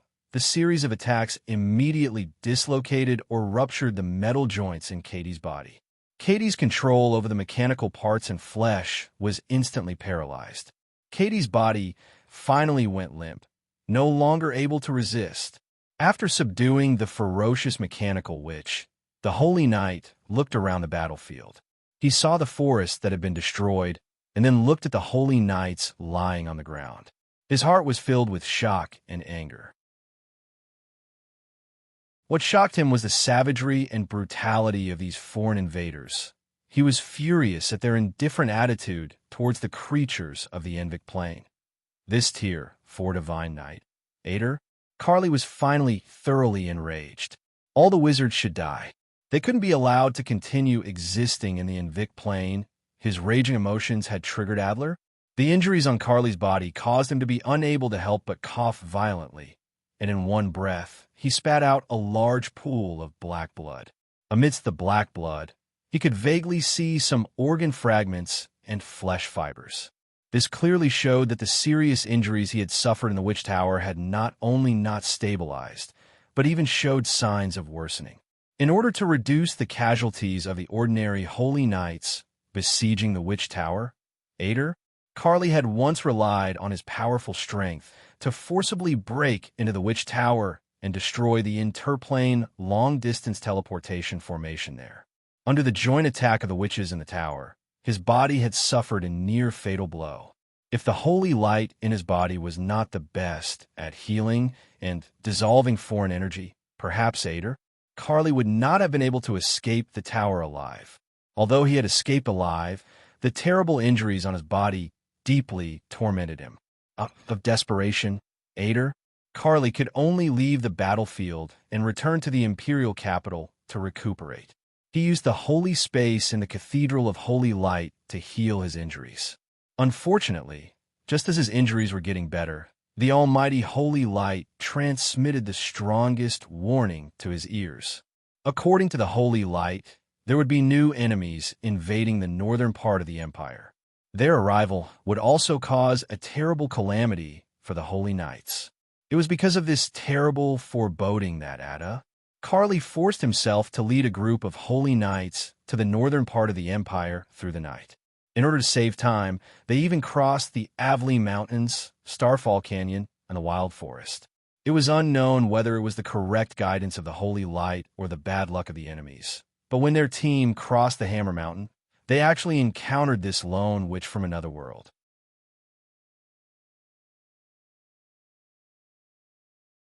Chapter 965. After paying the entrance fee, Grimm easily snuck into Zora City.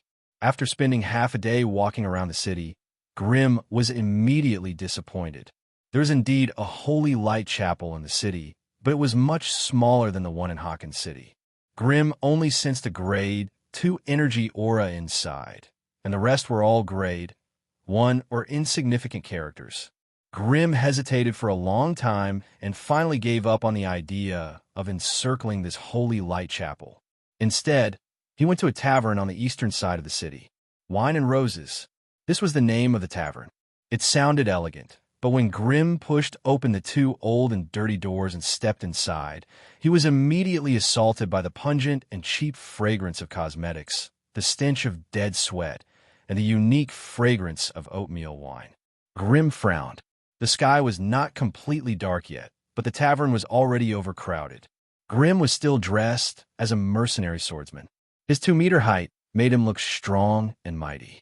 Standing in front of the dimly lit tavern entrance, he seemed to have an intimidating aura without being angry. A few strong men who had their arms around each other's shoulders and were about to leave bumped into him. Their eyes, which were so drunk that they could barely open their eyes, met the 2 cold gazes from the tall black shadow. They immediately shuddered and sobered up half of their drunkenness. These strong men were members of the Willy Brotherhood in the lower city of Zola City. They were usually fierce and domineering, and they were famous thugs in the area. However, for some reason, when they saw this tall figure that they could not even see clearly, their hearts began to beat crazily. In the end, they obediently retreated to the side and gave way to the counter. Wherever Grimm passed, whether it was the drunkards, the gorgeously dressed maids with plates in their hands, or the men in black who were hiding in the shadows, all of them changed their expressions and hurriedly hid to the side. Many of the men who claimed to be brave only realized their cowardice after they instinctively dodged. However, when they were enraged and wanted to make trouble for him with the help of their drunkenness, the moment their gazes landed on the tall and majestic back, the restlessness that they felt just now vanished in an instant. The tavern owner, who looked like a wine barrel, wiped the sweat off his face with a greasy towel in his hand and forced a smile on his plump face. Sir, what do you want?" Judging from Grimm's attire, he looked like a wandering mercenary in dire straits. But when you really stood in front of him and looked him in the eyes, an indescribable spiritual pressure would press down on you, almost suffocating you. The difference in their levels of life was too great. Even though Grimm had tried his best to restrain his overflowing energy and spiritual pressure, these ordinary people still could not remain calm in front of him. "I need some information." Grimm had no intention of hiding his intentions. As he spoke, he threw out a small pouch. The pouch landed on the dark counter, and the crisp sound of gold coins colliding could be heard. The tavern owner's face instantly became excited and enthusiastic. He used his plump right hand to swipe the counter with extreme agility that did not match his fat body, and the heavy pouch disappeared in an instant.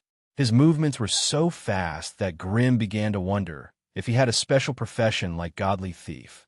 The fat on the tavern owner's face jumped, and he immediately put on a flattering smile. "Sir, do you see that skinny man in the corner over there? His name is Locke, the intelligence leader of Zola City. You can ask him if you have any questions. Let me tell you a secret. He's a high-ranking member of the Dagger Society. Listening to the tavern owner's introduction, Grim slightly tilted his head and saw the so-called Locke in the dark corner. He was a skinny man dressed in black. His face was ordinary, and there was nothing special about him. Only a pair of rolling eyes showed that he was smart and cunning. As soon as Grim entered the tavern, the guy called Locke noticed him. He whispered to his companions while peeking at Grim from the corner of his eyes. When Grim directed his gaze over, Locke's face twitched involuntarily. Before Locke could think of a way to sneak out, Grim's tall body was already standing in front of the wooden table. The huge shadow he cast caused the faces of the people at the table to change dramatically, and sweat appeared on their foreheads. "Are you Locke? I need to buy some information from you." Grim went straight to the point. Hearing that he was looking for Locke, the other people who were dressed like Locke immediately left the table, leaving the hidden space for the two of them. "So you're here to buy information. That's good, that's good." Locke finally relaxed, and a flattering smile appeared on his skinny face. "May I know how to address you, sir? What kind of information do you want to buy?" "I want to know what happened in Hawkins City." Hearing Grim's question, the smile on Locke's face instantly disappeared, and it was replaced by an unconcealable shock and horror. Soon after, he looked at Grim with a bewildered gaze and said in a low voice, "Sir, the information you want to know is top secret. The officials of the Imperial Intelligence Department have already warned us not to pry." "You mean you don't know anything?" Grim's tone turned cold. He. "Sir, don't look down on the Dagger Society.